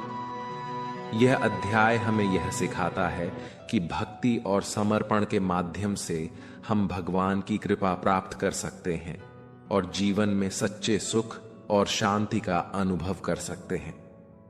श्री कृष्ण अर्जुन को बताते हैं कि भक्ति का मार्ग सबसे सरल और सुलभ है। इसमें कोई जटिलता नहीं है और इसे हर कोई अपना सकता है, चाहे वह किसी भी परिस्थिति में हो। श्री कृष्ण कहते हैं, जो कोई भी मुझे एक पत्ता, एक फूल, एक फल या पानी अर्पित करता है वह सच्चे मन से अर्पित करता है तो मैं उसे स्वीकार करता हूं। यह बताता है कि भगवान को प्रसन्न करने के लिए किसी बड़ी चीज की आवश्यकता नहीं होती। केवल सच्चे मन और श्रद्धा के साथ अर्पित की गई कोई भी वस्तु भगवान को प्रिय होती है। श्री कृष्ण यह भी कहते हैं कि जो लोग हर कार्य को भगवान के प्रति समर्पित करते हैं और उन्हें अपना जीवन का आधार मानते हैं वे निश्चित रूप से उन्हें प्राप्त करते हैं। भक्ति का यह मार्ग हमें सरलता, शांति और स्थिरता प्रदान करता है और हमें भगवान की ओर अग्रसर करता है। राज विद्या योग का यह अध्याय हमें सिखाता है कि जीवन में भक्ति, श्रद्धा और भगवान की शरण का कितना महत्व है। यह अध्याय हमें यह भी बताता है कि कैसे भगवान की माया से बाहर निकलकर हम सच्चे ज्ञान और मोक्ष की प्राप्ति कर सकते हैं। श्री कृष्ण का यह उपदेश हमें प्रेरित करता है कि हम अपने जीवन के हर कार्य को भगवान के प्रति समर्पित करें और उनकी कृपा प्राप्त करें। भगवद गीता का 10वां अध्याय विभूति योग है। श्री कृष्ण इस अध्याय की शुरुआत में अर्जुन को बताते हैं कि वे इस संपूर्ण सृष्टि के मूल कारण हैं। वे कहते हैं, हे अर्जुन, मैं ही इस संसार का सृजन करता हूं, मैं ही इसे धारण करता हूं और अंत में मैं ही इसे संहार करता हूं। भगवान बताते हैं कि उनके बिना इस संसार का अस्तित्व संभव नहीं है। वे सर्वत्र विद्यमान हैं और उनकी महिमा अनंत है। वे कहते हैं कि उनके अनगिनत रूप और विभूतियां हैं जिन्हें समझ पाना अत्यंत कठिन है। यह संसार भगवान की महिमा का प्रतीक है और इसे समझने के लिए श्रद्धा और भक्ति का होना आवश्यक है। श्री कृष्ण यह भी बताते हैं कि वे केवल इस संसार के ही नहीं बल्कि समस्त जीवों के भी आधार हैं। वे सभी प्राणियों के भीतर बसे हुए हैं और उनके जीवन का सार भी हैं। इस प्रकार भगवान की अद्वितीयता और महानता को समझने के लिए हमें उनकी विभूतियों का ज्ञान प्राप्त करना चाहिए। श्री कृष्ण अर्जुन को बताते हैं कि उनकी विभूतियां इस संसार के हर हिस्से में विद्यमान हैं। वे कहते हैं, मैं जल में रस हूं, सूर्य और चंद्रमा में प्रकाश हूं, वेदों में ओम हूं, आकाश में ध्वनि हूं और मनुष्यों में पुरुषत्व हूं। भगवान की ये विभूतियां उनके सर्वव्यापी और सर्वशक्तिमान स्वरूप का प्रतीक हैं। वे कहते हैं कि वे अग्नि में तपस्या, पर्वतों में हिमालय, वृक्षों में पीपल और देवताओं में इंद्र हैं। यह बताता है कि भगवान का प्रभाव और उनकी उपस्थिति संसार के हर हिस्से में है और वे हर वस्तु में विद्यमान हैं। श्री कृष्ण यह भी बताते हैं कि उनके इन विभूतियों के माध्यम से व्यक्ति भगवान की महिमा को समझ सकता है और उनसे जुड़ सकता है। यह हमें सिखाता है कि संसार की हर वस्तु में भगवान का अंश होता है और हमें हर चीज में उनकी उपस्थिति का अनुभव करना चाहिए। श्री कृष्ण अर्जुन को कुछ विशेष विभूतियों के बारे में बताते हैं जिनका गहरा अर्थ होता है। वे कहते हैं कि वे अर्षियों में ब्रह्मा हैं, योद्धाओं में राम हैं और मुनियों में कपिल हैं। वे यह भी बताते हैं कि वे जलाशयों में समुद्र, मंत्रों में गायत्री और ध्वनियों में ओम हैं। भगवान की ये विशेष विभूतियां उनके दिव्य स्वरूप का प्रतिनिधित्व करती हैं और उनकी अनंत शक्ति का प्रतीक है। ये विभूतियां हमें यह सिखाती हैं कि भगवान की शक्ति और प्रभाव इस संसार के हर छोटे से छोटे और बड़े से बड़े हिस्से में है। श्री कृष्ण यह भी बताते हैं कि वे समय के रूप में इस संसार को नियंत्रित करते हैं और उनकी इच्छा के बिना कुछ भी संभव नहीं है। वे कहते हैं, हे अर्जुन, मैं ही समय हूं और मैं ही सभी का विनाश करता हूं। यह हमें यह समझने में मदद करता है कि भगवान की शक्ति और विभूतियां इस संसार के हर पहलू को संचालित करती हैं। श्री कृष्ण इस अध्याय में अर्जुन को बताते हैं कि विभूति योग का ज्ञान प्राप्त करना अत्यंत महत्वपूर्ण है, क्योंकि इसके माध्यम से व्यक्ति भगवान की महिमा और उनकी शक्ति को समझ सकता है। वे कहते हैं कि जो लोग उनकी विभूतियों का ध्यान करते हैं और उनकी उपासना करते हैं, वे सच्चे ज्ञान को प्राप्त करते हैं और मोक्ष की दिशा में अग्रसर होते हैं। भगवान की विभूतियों का ध्यान करना और उन्हें अपने जीवन में अनुभव करना हमें ईश्वर के निकट ले जाता है। श्री कृष्ण कहते हैं कि यह विभूति योग व्यक्ति को आत्म साक्षात्कार की दिशा में ले जाता है और उसे ईश्वर के साथ एकाग्र करने में मदद करता है। यह ज्ञान हमें यह सिखाता है कि भगवान की विभूतियों को समझने और उनका ध्यान करने से हम अपने जीवन के उद्देश्य को समझ सकते हैं और अपनी आत्मा की शुद्धि कर सकते हैं। विभूति योग का अभ्यास हमें भगवान की कृपा प्राप्त करने और जीवन के हर पहलू में उनकी उपस्थिति का अनुभव करने में सक्षम बनाता है। श्री कृष्ण इस अध्याय में अर्जुन को अपने विराट रूप का भी परिचय देते हैं। वे कहते हैं कि उनका विराट रूप इस संपूर्ण सृष्टि को समाहित करता है और इसमें संसार के सभी जीव, पदार्थ और घटनाएं शामिल हैं। वे कहते हैं, हे अर्जुन, मैं इस सृष्टि का परम कारण हूं और मेरा यह विराट रूप इस संपूर्ण जगत का धारण करता है। इस विराट रूप में भगवान की अनंत विभूतियां और शक्तियां समाहित होती हैं और यह रूप उनकी सर्वव्यापकता और सर्वशक्तिमानता का प्रतीक है। भगवान का यह विराट रूप हमें यह सिखाता है कि वे इस संसार के हर हिस्से में विद्यमान हैं और उनकी शक्ति और महिमा अनंत है। इस विराट रूप का ध्यान करना और इसे समझना व्यक्ति को भगवान के साथ एकात्मकता की अनुभूति कराता है।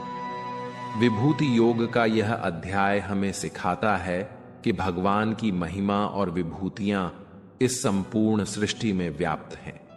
यह अध्याय हमें यह भी बताता है कि कैसे भगवान की विभूतियों का ध्यान और उनकी उपासना करने से हम उनके निकट जा सकते हैं और मोक्ष की प्राप्ति कर सकते हैं। श्री कृष्ण का यह उपदेश हमें प्रेरित करता है कि हम अपने जीवन के हर हिस्से में भगवान की उपस्थिति का अनुभव करें और उनकी विभूतियों का ध्यान करें। भगवद गीता का 11वां अध्याय विश्वरूप दर्शन योग है। अध्याय की शुरुआत में अर्जुन श्री कृष्ण से निवेदन करते हैं कि वे उनके वास्तविक स्वरूप को देखना चाहते हैं। अर्जुन कहते हैं, हे भगवान, मैंने आपकी महानता और विभूतियों के बारे में सुना है, लेकिन अब मैं आपको उस रूप में देखना चाहता हूं जिसमें आप इस संपूर्ण सृष्टि का संचालन करते हैं। कृपया मुझे अपना विराट रूप दिखाइए। श्री कृष्ण अर्जुन की इस प्रार्थना को स्वीकार करते हैं और कहते हैं, हे अर्जुन, मेरे इस विराट रूप को देखना सामान्य आंखों से संभव नहीं है, इसलिए मैं तुम्हें दिव्य दृष्टि प्रदान करता हूं जिससे तुम मेरे इस विराट रूप को देख सकोगे। यहां पर श्री कृष्ण का संदेश स्पष्ट है कि भगवान का विराट रूप सामान्य दृष्टि से परे है और उसे देखने के लिए विशेष आध्यात्मिक दृष्टि की आवश्यकता होती है। यह हमारे लिए यह समझने का एक प्रतीक है कि ईश्वर की वास्तविक महिमा और शक्ति को समझने के लिए हमें आध्यात्मिक दृष्टि और ज्ञान की आवश्यकता होती है। जब अर्जुन भगवान का विराट रूप देखते हैं तो वह दृश्य अत्यंत आश्चर्यजनक और गहन होता है। इस रूप में श्री कृष्ण के अनगिनत मुख, असंख्य हाथ और अनंत आंखें होती हैं। उनका यह रूप इतना विशाल और व्यापक होता है कि वह संपूर्ण सृष्टि को समाहित किए हुए होता है। भगवान के इस रूप में अर्जुन देखते हैं कि सभी देवता, आर्षि और अन्य प्राणी इस विराट रूप के भीतर विद्यमान हैं। इस रूप में श्री कृष्ण के तेज से संपूर्ण जगत प्रकाशित हो जाता है। भगवान की यह विभूतियां और उनकी महिमा अर्जुन को विस्मय में डाल देती हैं। श्री कृष्ण का यह विराट रूप यह दर्शाता है कि वे इस संपूर्ण सृष्टि के नियंत्रण करता हैं और उनके बिना कुछ भी संभव नहीं है। उनके इस रूप को देखकर अर्जुन का अहंकार समाप्त हो जाता है और वे भगवान की महिमा को पूरी तरह से स्वीकार कर लेते हैं। यह हमारे लिए यह सीखने योग्य है कि ईश्वर की शक्ति और महिमा को समझना हमारे अहंकार को समाप्त कर सकता है और हमें वास्तविक सत्य का अनुभव कराता है। अर्जुन भगवान के इस विराट रूप में न केवल देवताओं और अर्षियों को देखते हैं, बल्कि वे उन घटनाओं को भी देखते हैं जो इस संसार में घटित हो रही हैं और भविष्य में घटित होंगी। वे देखते हैं कि कौरवों और पांडवों के बीच युद्ध के दृश्य और कैसे सभी योद्धा भगवान के इस विराट रूप में समा रहे हैं। अर्जुन यह भी देखते हैं कि कैसे भगवान के विराट रूप के भीतर सभी योद्धा, चाहे वे कितने भी महान क्यों न हो, नष्ट हो रहे हैं। यह दृश्य अर्जुन को यह समझाता है कि यह युद्ध पहले से ही तय है और इस संसार में कुछ भी भगवान की इच्छा के बिना नहीं हो सकता। श्री कृष्ण अर्जुन से कहते हैं, हे अर्जुन, यह युद्ध पहले से ही मेरी योजना का हिस्सा है। सभी योद्धा मेरे द्वारा पहले ही मारे जा चुके हैं।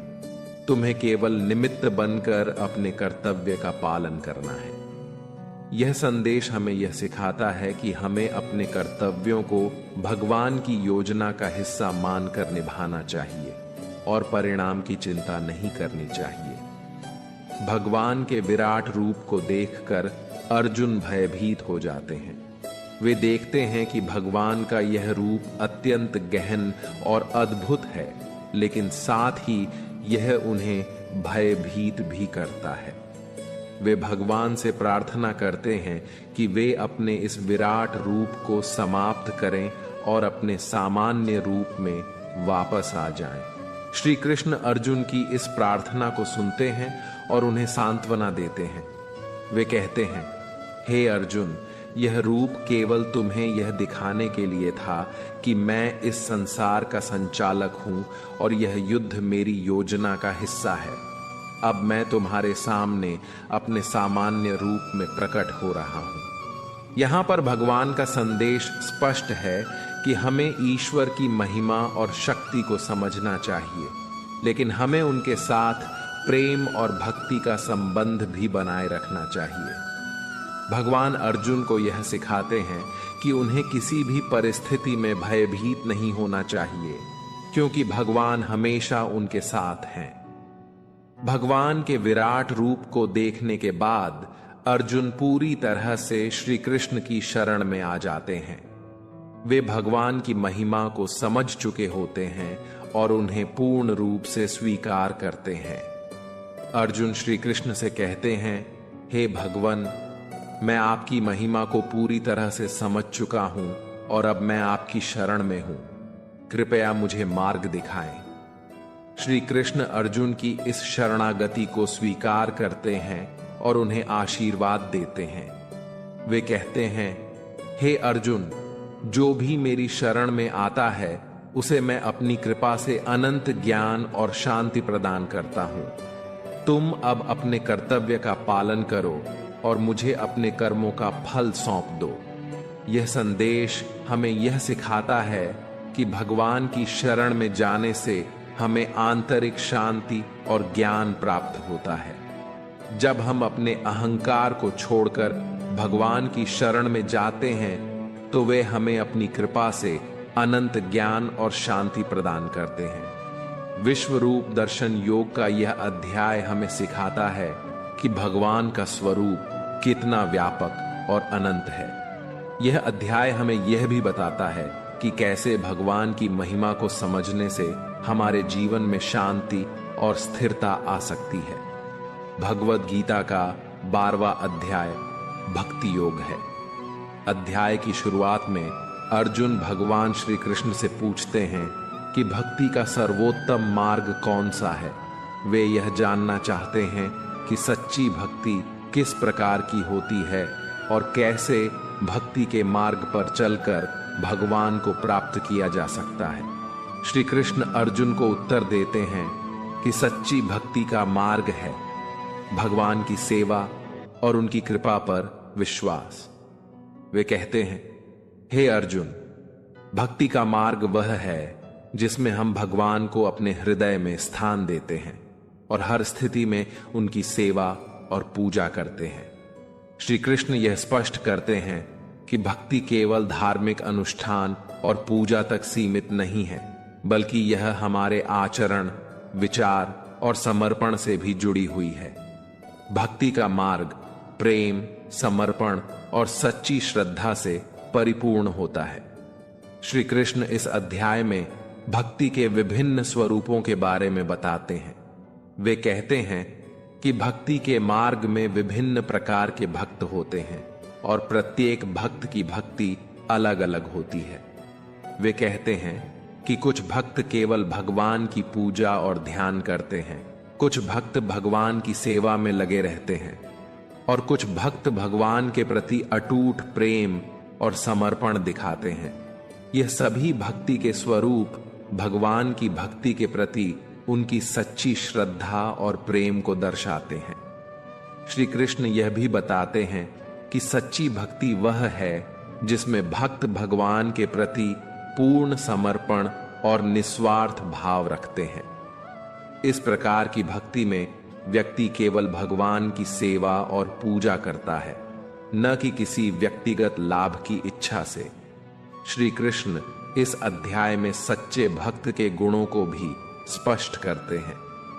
वे कहते हैं कि सच्चे भक्त में यह महत्वपूर्ण गुण होते हैं।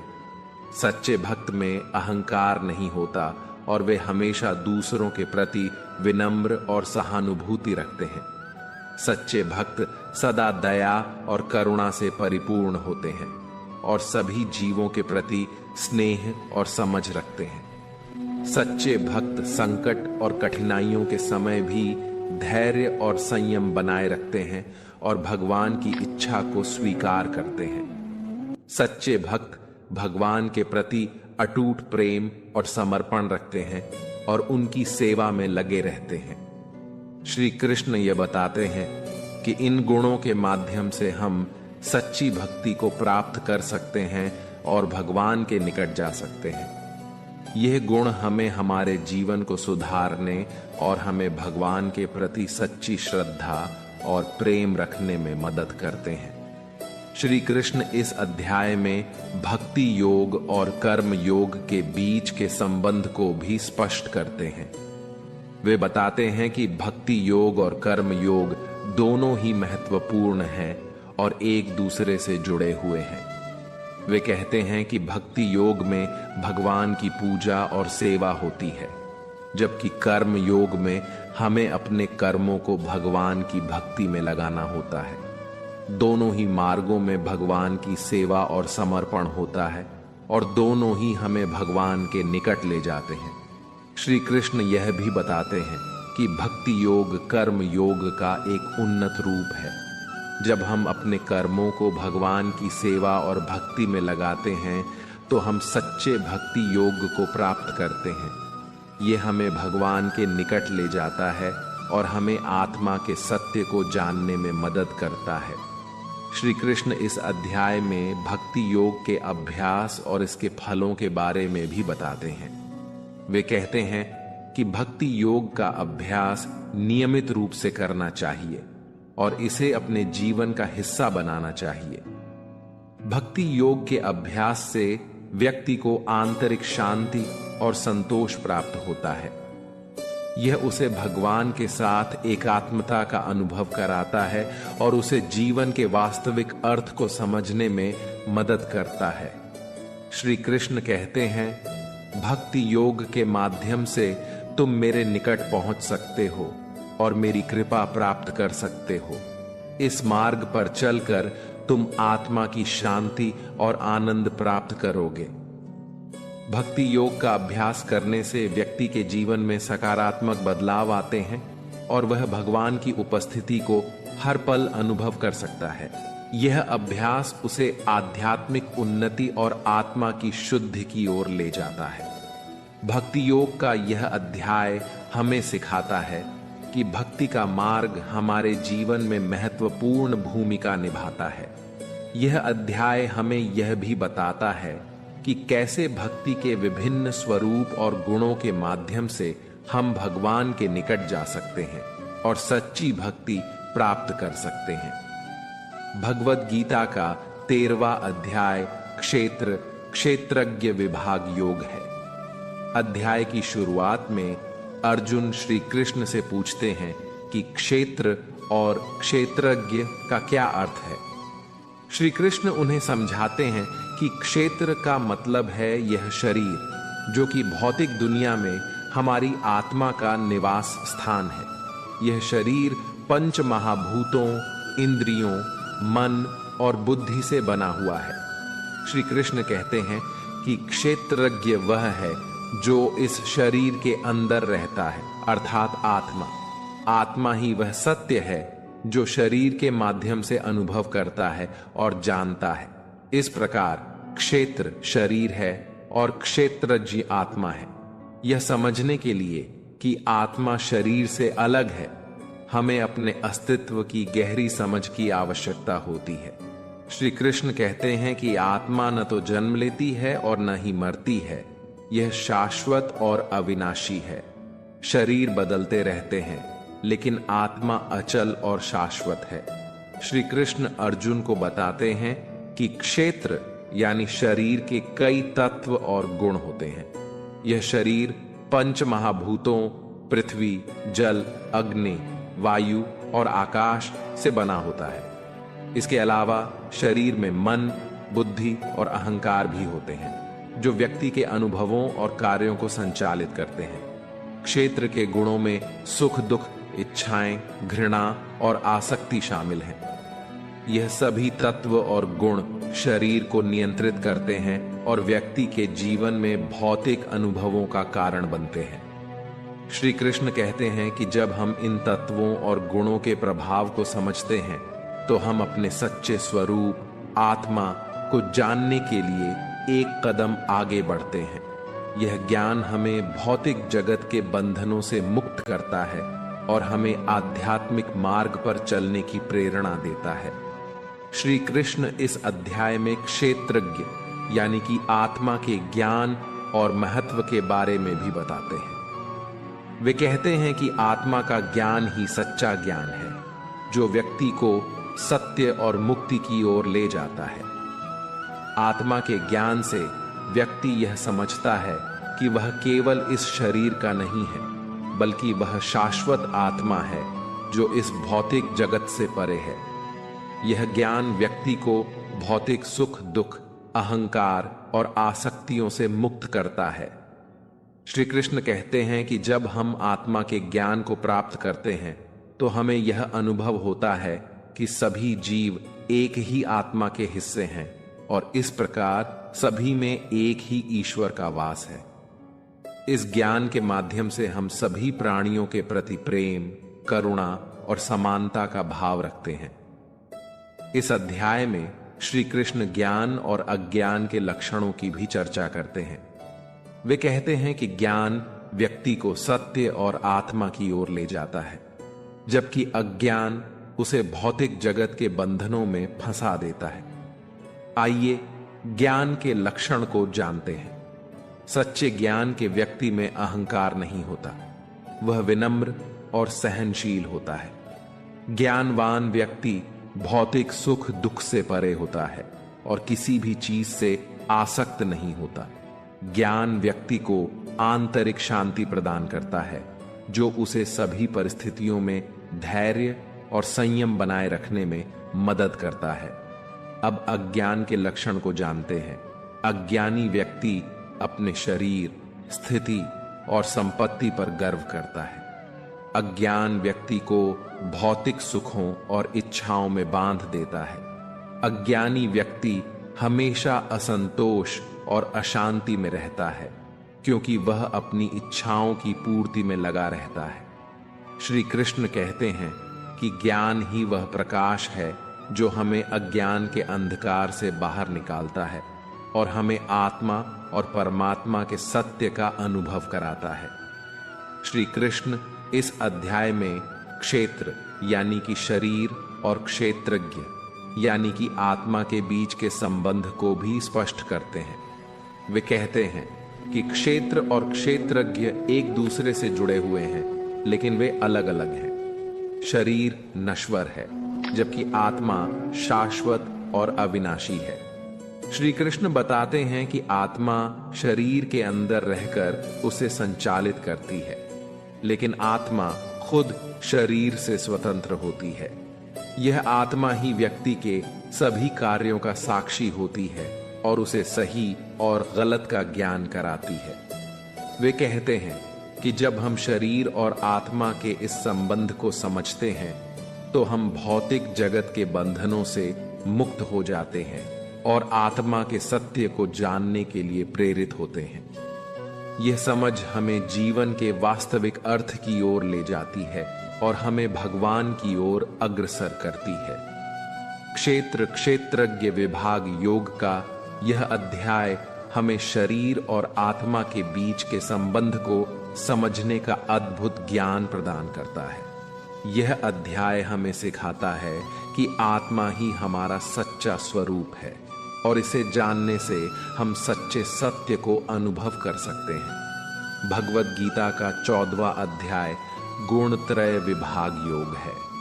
अध्याय की शुरुआत में श्री कृष्ण अर्जुन को बताते हैं कि संपूर्ण सृष्टि इन 3 गुणों यानी कि सत्व, रजस और तमस से संचालित होती है। पहला है सत्व गुण। यह गुण शुद्धता, ज्ञान और शांति का प्रतीक है। सत्व गुण व्यक्ति को सत्य और ज्ञान की ओर प्रेरित करता है। यह गुण हमें अच्छे कार्यों और धर्म के मार्ग पर चलने की प्रेरणा देता है।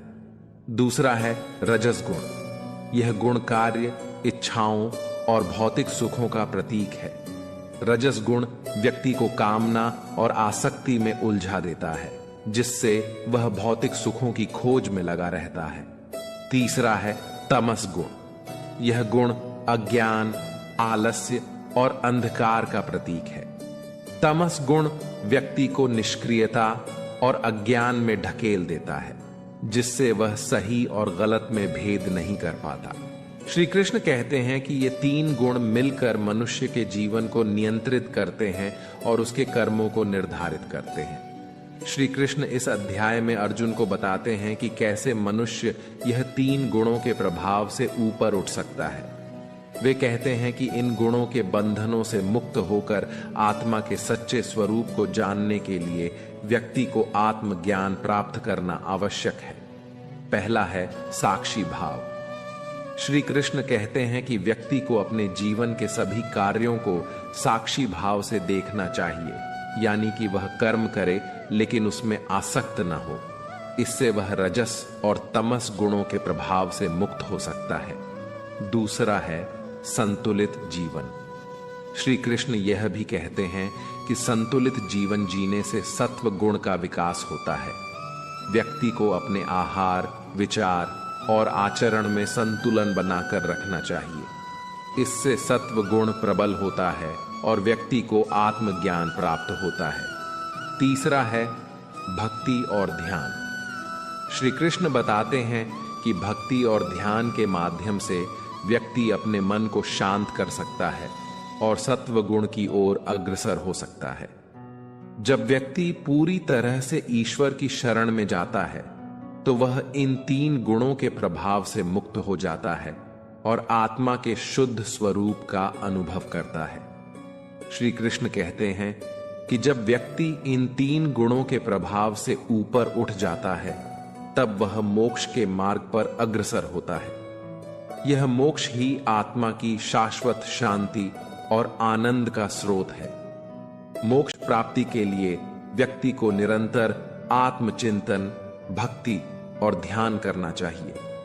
जब व्यक्ति इन गुणों से ऊपर उठकर अपने सच्चे स्वरूप को जानता है तो वह संसार के बंधनों से मुक्त हो जाता है और परम शांति प्राप्त करता है।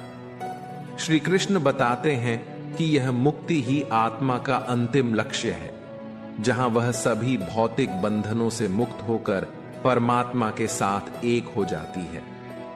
गुणत्रय विभाग योग का यह अध्याय हमें सिखाता है कि कैसे हम अपने जीवन में सत्व, रजस और तमस गुणों के प्रभाव को समझकर उन्हें नियंत्रित कर सकते हैं। यह अध्याय हमें आत्मज्ञान की ओर प्रेरित करता है, जिससे हम इन गुणों के बंधनों से मुक्त होकर आत्मा के सच्चे स्वरूप को जान सकते हैं। भगवत गीता का 15वां अध्याय पुरुषोत्तम योग है। श्री कृष्ण इस अध्याय की शुरुआत में संसार को एक उल्टे पीपल के वृक्ष के रूप में वर्णित करते हैं। इस वृक्ष की जड़ें ऊपर की ओर हैं, जो परमात्मा से जुड़ी हैं, और शाखाएं नीचे की ओर फैली हुई हैं, जो इस भौतिक संसार में विस्तारित है। जड़ें इस संसार का मूल है, जो परमात्मा से जुड़ी हुई है। यह हमें याद दिलाता है कि इस संसार की उत्पत्ति और पोषण का स्रोत परमात्मा ही है। वृक्ष की शाखाएं इस संसार के विविध रूपों और कार्यों का प्रतीक हैं। इन शाखाओं में विविध इच्छाएं, कर्म और उनके फल शामिल हैं। यह वृक्ष संसार के मोह, माया और बंधनों का प्रतीक है, जिसमें सभी जीव उलझे हुए हैं। इस वृक्ष की पत्तियां वेदों का प्रतीक हैं, जो ज्ञान का स्रोत है। ये पत्तियां उस ज्ञान को दर्शाती हैं जो संसार के कार्यों को नियंत्रित और दिशा देने में सहायक होती हैं। श्री कृष्ण कहते हैं कि यह संसार रूपी वृक्ष भले ही बड़ा और आकर्षक लगे, लेकिन यह नश्वर है। इसे पहचानना और इससे मुक्त होना ही मानव जीवन का असली लक्ष्य है। श्री कृष्ण बताते हैं कि इस संसार रूपी वृक्ष के बंधनों से मुक्त होने के लिए हमें इसके मूल को पहचानना होगा और इसका त्याग करना होगा। वे कहते हैं कि इस वृक्ष को असंशय यानी बिना किसी संदेह के काट देना चाहिए। इस वृक्ष से मुक्त होने के लिए व्यक्ति को वैराग्य और ज्ञान का सहारा लेना चाहिए।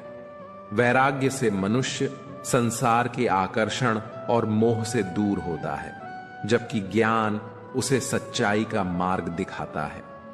व्यक्ति को निर्मल मन से ईश्वर की ओर ध्यान देना चाहिए। जब हमारा मन शुद्ध और निर्मल होता है, तभी हम इस वृक्ष को काटने में सक्षम होते हैं और परमात्मा की शरण में जा सकते हैं। श्री कृष्ण कहते हैं कि व्यक्ति को अपनी आत्मा के सच्चे स्वरूप को पहचानना चाहिए। जब हम आत्मा को परमात्मा के अंश के रूप में देखते हैं, तब हम इस संसार के बंधनों से ऊपर उठ सकते हैं। श्री कृष्ण इस अध्याय में परम पुरुष यानी परमात्मा के स्वरूप का वर्णन करते हैं। वे बताते हैं कि 3 प्रकार के पुरुष होते हैं। पहला है क्षर पुरुष। यह वह जीव है जो इस भौतिक संसार में जन्म लेता है, कर्म करता है और मृत्यु का अनुभव करता है। यह संसार के बंधनों में बंधा हुआ है। दूसरा है अक्षर पुरुष। यह वह आत्मा है जो अविनाशी और शाश्वत है। यह आत्मा जन्म और मृत्यु के चक्र से परे है, लेकिन फिर भी यह संसार में लगी हुई रहती है। तीसरा है पुरुषोत्तम। यह परम पुरुष यानी परमात्मा का स्वरूप है, जो इन दोनों से परे है। श्री कृष्ण कहते हैं कि वे ही पुरुषोत्तम हैं जो संसार की सभी आत्माओं के स्रोत और संचालक हैं। वे ही इस संसार के निर्माण, पालन और संहार के कारण हैं। श्री कृष्ण कहते हैं कि जब व्यक्ति इस पुरुषोत्तम को पहचान लेता है और उसकी शरण में जाता है, तब वह संसार के बंधनों से मुक्त हो जाता है और मोक्ष प्राप्त करता है। श्री कृष्ण बताते हैं कि पुरुषोत्तम की शरण में जाने का मार्ग भक्ति, ज्ञान और आत्मनियंत्रण से होकर गुजरता है। पहला मार्ग भक्ति है। श्री कृष्ण कहते हैं कि सच्ची भक्ति से व्यक्ति परमात्मा की कृपा प्राप्त कर सकता है। जब हम अपने हृदय से पूर्ण समर्पण करते हैं और अपने सभी कार्यों को ईश्वर को अर्पित करते हैं, तब हम पुरुषोत्तम की कृपा का अनुभव करते हैं। दूसरा मार्ग ज्ञान है। ज्ञान प्राप्त करने के लिए हमें अपने मन और बुद्धि को शुद्ध करना होगा। जब हम संसार के मोह और अज्ञान से मुक्त होकर सत्य की खोज करते हैं, तब हमें पुरुषोत्तम का साक्षात्कार होता है। तीसरा मार्ग आत्मनियंत्रण है। श्री कृष्ण कहते हैं कि आत्मनियंत्रण से व्यक्ति अपने मन और इंद्रियों पर विजय प्राप्त कर सकता है। जब हम अपने मन को वश में कर लेते हैं और उसे ईश्वर की ओर केंद्रित करते हैं, तब हमें पुरुषोत्तम की शरण में जाने का मार्ग मिल जाता है।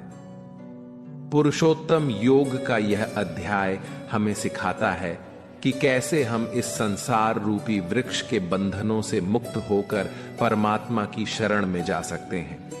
यह अध्याय हमें बताता है कि सच्ची भक्ति, ज्ञान और आत्मनियंत्रण से हम परम पुरुष यानी परमात्मा को प्राप्त कर सकते हैं।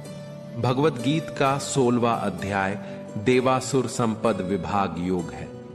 श्री कृष्ण इस अध्याय की शुरुआत में 2 प्रकार की संपदाओं का वर्णन करते हैं। पहली देवता की संपदा और दूसरी असुरों की संपदा। ये गुण हमारे जीवन में हमारे विचार, आचरण और कर्मों के रूप में प्रकट होते हैं। देवता की संपदा वे गुण हैं जो हमें आत्म विकास और मोक्ष की ओर ले जाते हैं। इनमें अहिंसा, सत्य, क्षमा, शांति, आत्मनियंत्रण, विनम्रता और भगवत भक्ति जैसे गुण शामिल हैं। ये गुण व्यक्ति को ईश्वर के करीब ले जाते हैं और उसे संसार के बंधनों से मुक्त करते हैं। असुरों की संपदा वे गुण हैं जो हमें अज्ञान, मोह और अधर्म की ओर ले जाते हैं। इनमें अहंकार, क्रोध, असत्य, क्रूरता, द्वेष और अधर्म जैसे गुण शामिल हैं। ये गुण व्यक्ति को अंधकार में धकेलते हैं और उसे पुनर्जन्म के चक्र में बांधते हैं। श्री कृष्ण कहते हैं कि व्यक्ति को देवता की संपदा को अपनाना चाहिए और असुरों की संपदा से दूर रहना चाहिए, क्योंकि यह हमें हमारे जीवन के उद्देश्य की ओर ले जाती है।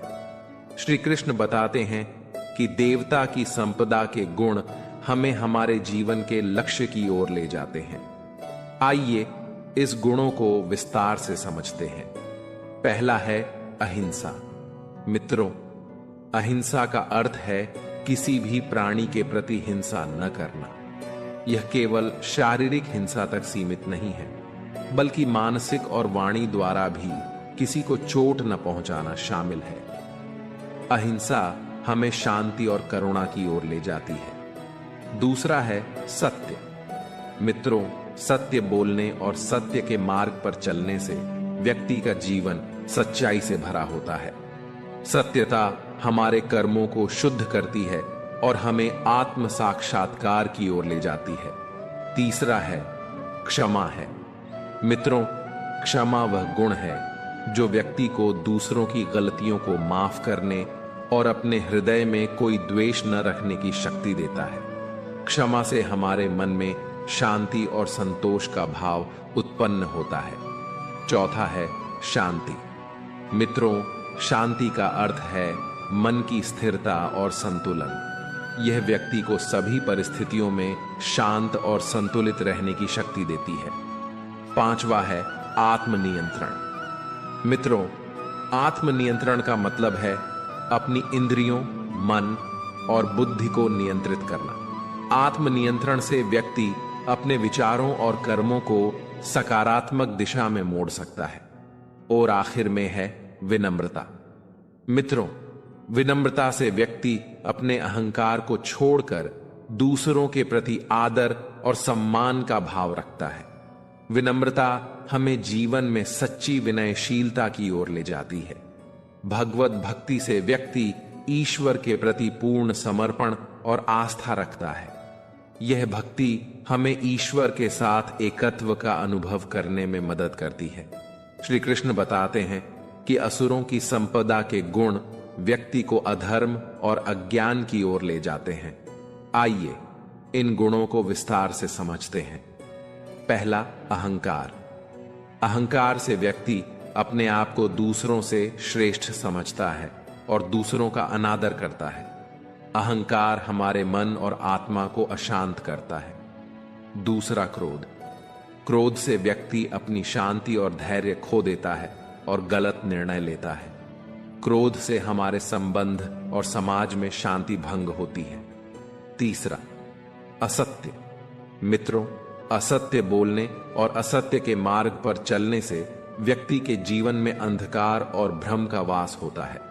असत्य हमारे मन को अशुद्ध करता है और हमें सत्य से दूर करता है। चौथा, क्रूरता। मित्रों, क्रूरता से व्यक्ति दूसरों के प्रति निर्दयी और अनैतिक व्यवहार करता है। क्रूरता से हमारे हृदय में कठोरता और संवेदनहीनता का विकास होता है। पांचवा, द्वेष। मित्रों, द्वेष से व्यक्ति दूसरों के प्रति जलन और ईर्ष्या का भाव रखता है। यह हमारे मन और आत्मा को प्रदूषित करता है और हमें मानसिक अशांति की ओर ले जाता है। छठा, अधर्म। मित्रों, अधर्म का अर्थ है धर्म के विरुद्ध कार्य करना।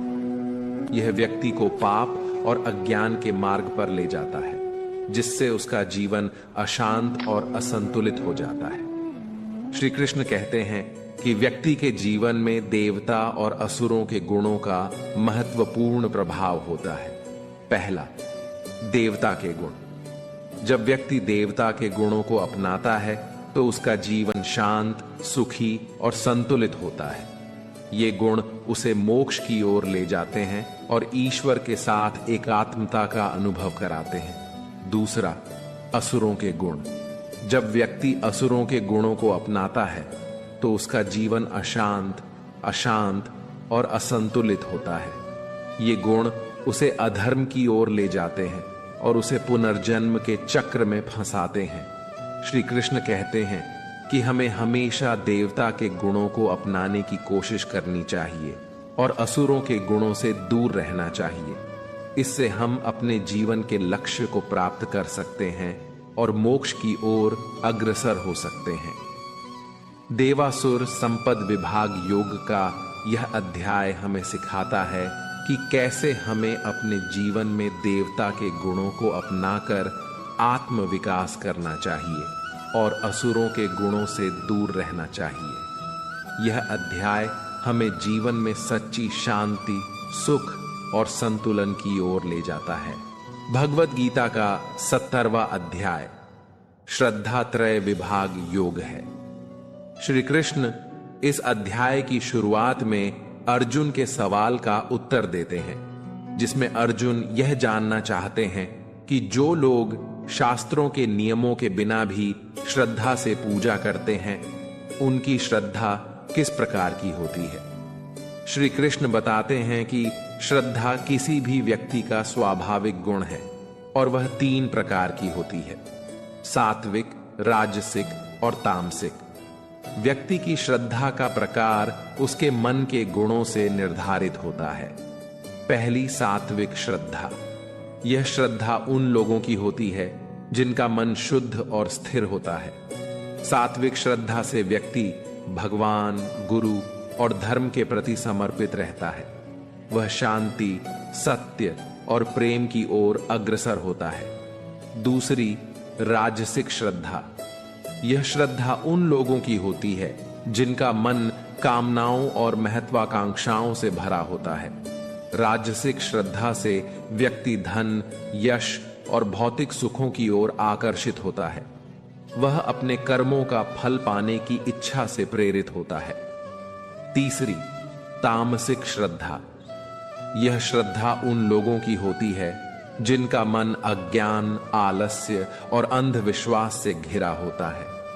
तामसिक श्रद्धा से व्यक्ति अधर्म, हिंसा और अंधकार की ओर जाता है। वह बिना सोच समझे और बिना किसी लाभ के गलत कार्यों में लिप्त हो जाता है।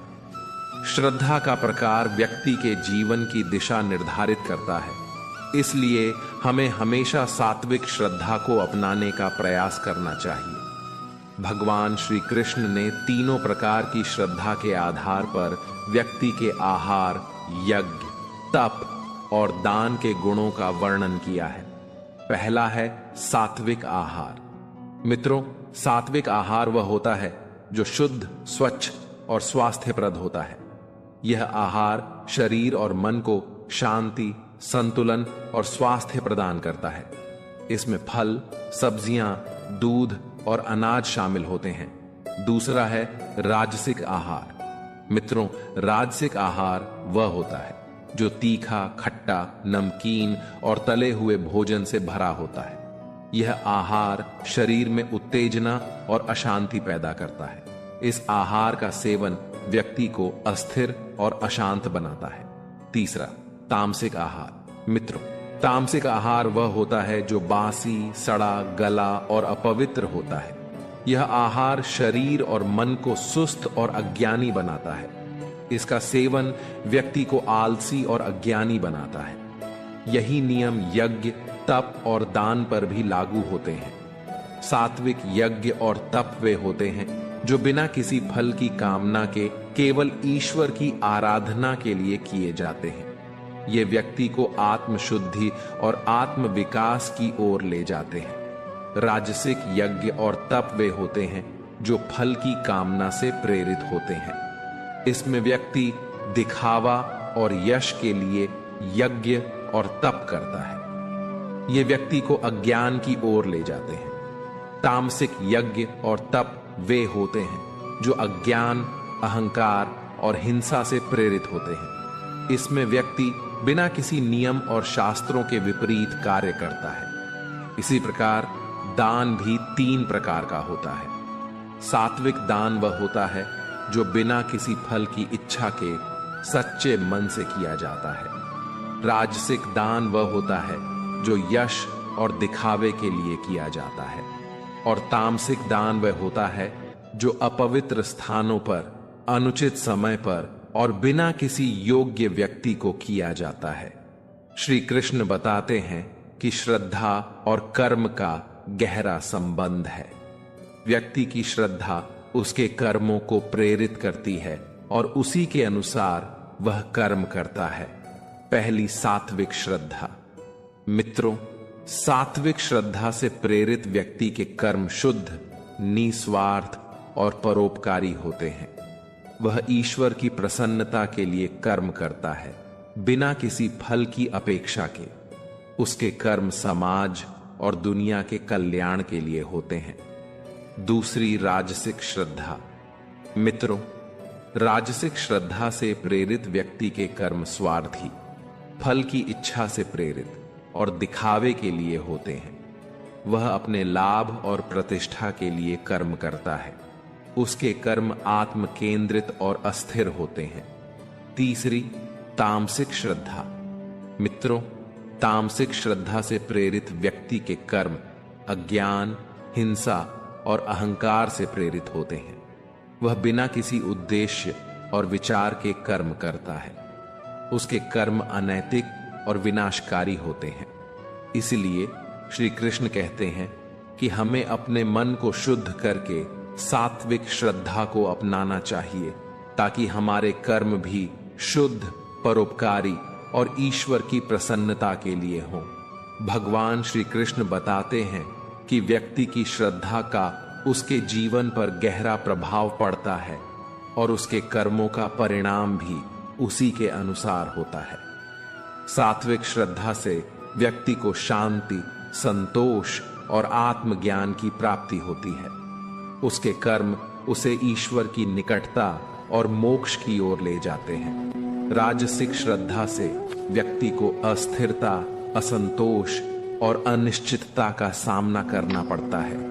उसके कर्म उसे भौतिक सुखों की प्राप्ति की ओर ले जाते हैं, लेकिन अंत में वह अधूरी इच्छाओं के कारण अशांत रहता है। तामसिक श्रद्धा से व्यक्ति को अज्ञान, अंधकार और विनाश का सामना करना पड़ता है। उसके कर्म उसे पाप और अधर्म की ओर ले जाते हैं, जिससे उसका जीवन दुख और क्लेश से भर जाता है। इसलिए श्री कृष्ण हमें सलाह देते हैं कि हमें हमेशा सात्विक श्रद्धा को अपनाना चाहिए, ताकि हमारे जीवन में शांति, संतोष और आत्म विकास की प्राप्ति हो सके। श्री कृष्ण अंत में अर्जुन को समझाते हैं कि शास्त्रों के अनुसार चलना अत्यंत आवश्यक है। जो लोग शास्त्रों का पालन करते हैं, वे सत्वगुणी श्रद्धा के साथ मोक्ष प्राप्त कर सकते हैं। जो शास्त्रों का पालन नहीं करते, उनकी श्रद्धा भले ही प्रबल हो, लेकिन वह उन्हें मोक्ष तक नहीं पहुंचा सकती। इसलिए सही ज्ञान और समझ के साथ श्रद्धा को जीवन में उतारना चाहिए। इस अध्याय का मुख्य संदेश यह है कि श्रद्धा का स्वरूप हमारे व्यक्तित्व और जीवन के कर्मों पर निर्भर करता है। सत्वगुणी श्रद्धा हमें मोक्ष की ओर ले जाती है, जबकि रजोगुणी और तमोगुणी श्रद्धा हमें संसार के बंधनों में बांधती है। इसीलिए हर व्यक्ति को चाहिए कि वह अपनी श्रद्धा को शुद्ध, सत्वगुणी और निष्काम बनाए, ताकि वह अपने जीवन का सर्वोच्च लक्ष्य मोक्ष प्राप्त कर सके। भगवत गीता का 18वां और अंतिम अध्याय मोक्ष संन्यास योग है। अध्याय की शुरुआत में अर्जुन भगवान श्री कृष्ण से संन्यास यानी कि कर्म का त्याग और त्याग यानी कि फल की इच्छा का त्याग के बीच के अंतर के बारे में पूछते हैं। श्री कृष्ण बताते हैं कि संन्यास का अर्थ है सभी कर्मों का त्याग करना, जबकि त्याग का अर्थ है कर्मों के फल की इच्छा का त्याग करना। श्री कृष्ण कहते हैं कि त्याग का सही रूप है जब मनुष्य फल की इच्छा के बिना कर्म करता है। श्री कृष्ण कर्म को 3 श्रेणियों में विभाजित करते हैं: सात्विक, राजसिक और तामसिक। सात्विक कर्म वह है जो बिना किसी स्वार्थ के केवल कर्तव्य के रूप में किया जाता है। राजसिक कर्म वह है जो किसी फल की प्राप्ति के लिए किया जाता है, और तामसिक कर्म वह है जो अविवेकपूर्ण, बिना सोचे समझे किया जाता है। भगवान कहते हैं कि सात्विक कर्म ही मोक्ष की ओर ले जाता है। श्री कृष्ण बताते हैं कि ज्ञान, कर्ता यानी कि कर्म करने वाला और बुद्धि की भी 3 श्रेणियां होती हैं।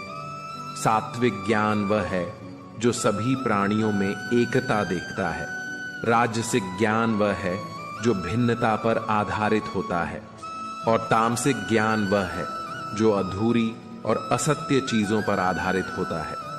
इसी प्रकार सात्विक कर्ता वह है जो अपने कर्तव्य का पालन बिना किसी स्वार्थ और अहंकार के करता है। सात्विक बुद्धि वह है जो सही और गलत का स्पष्ट ज्ञान रखती है। श्री कृष्ण कहते हैं कि प्रत्येक व्यक्ति को अपने धर्म के अनुसार कर्म करना चाहिए। व्यक्ति के स्वभाव यानी कि प्रकृति के अनुसार उसके कर्तव्य निर्धारित होते हैं। ब्राह्मण, क्षत्रिय, वैश्य और शूद्र, इन चारों वर्णों के कर्म उनके गुण और स्वभाव के अनुसार निर्धारित होते हैं। श्री कृष्ण कहते हैं कि जो व्यक्ति अपने धर्म के अनुसार कर्म करता है वही मोक्ष प्राप्त करता है।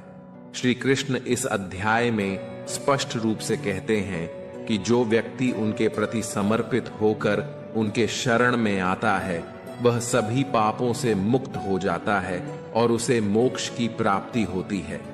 भगवत भक्ति और शरणागति ही मोक्ष का सर्वोत्तम मार्ग है। अर्जुन को उपदेश देते हुए श्री कृष्ण कहते हैं कि उसने जो कुछ भी सुना है उसे ध्यान पूर्वक समझना चाहिए और अपने विवेक के अनुसार निर्णय लेना चाहिए। अंत में अर्जुन अपने मोह और भ्रम से मुक्त होकर युद्ध के लिए तैयार हो जाता है। वह कहता है कि अब उसके सभी संदेह दूर हो गए हैं और वह श्री कृष्ण की शरण में है।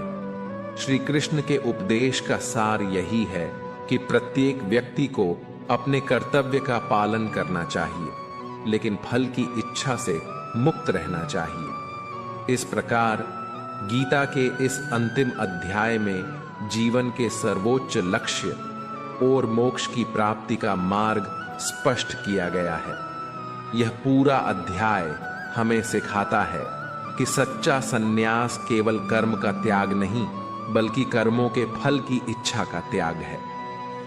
भगवत भक्ति और शरणागति ही वह माध्यम है जो हमें इस संसार के बंधनों से मुक्त कर मोक्ष की ओर ले जाते हैं।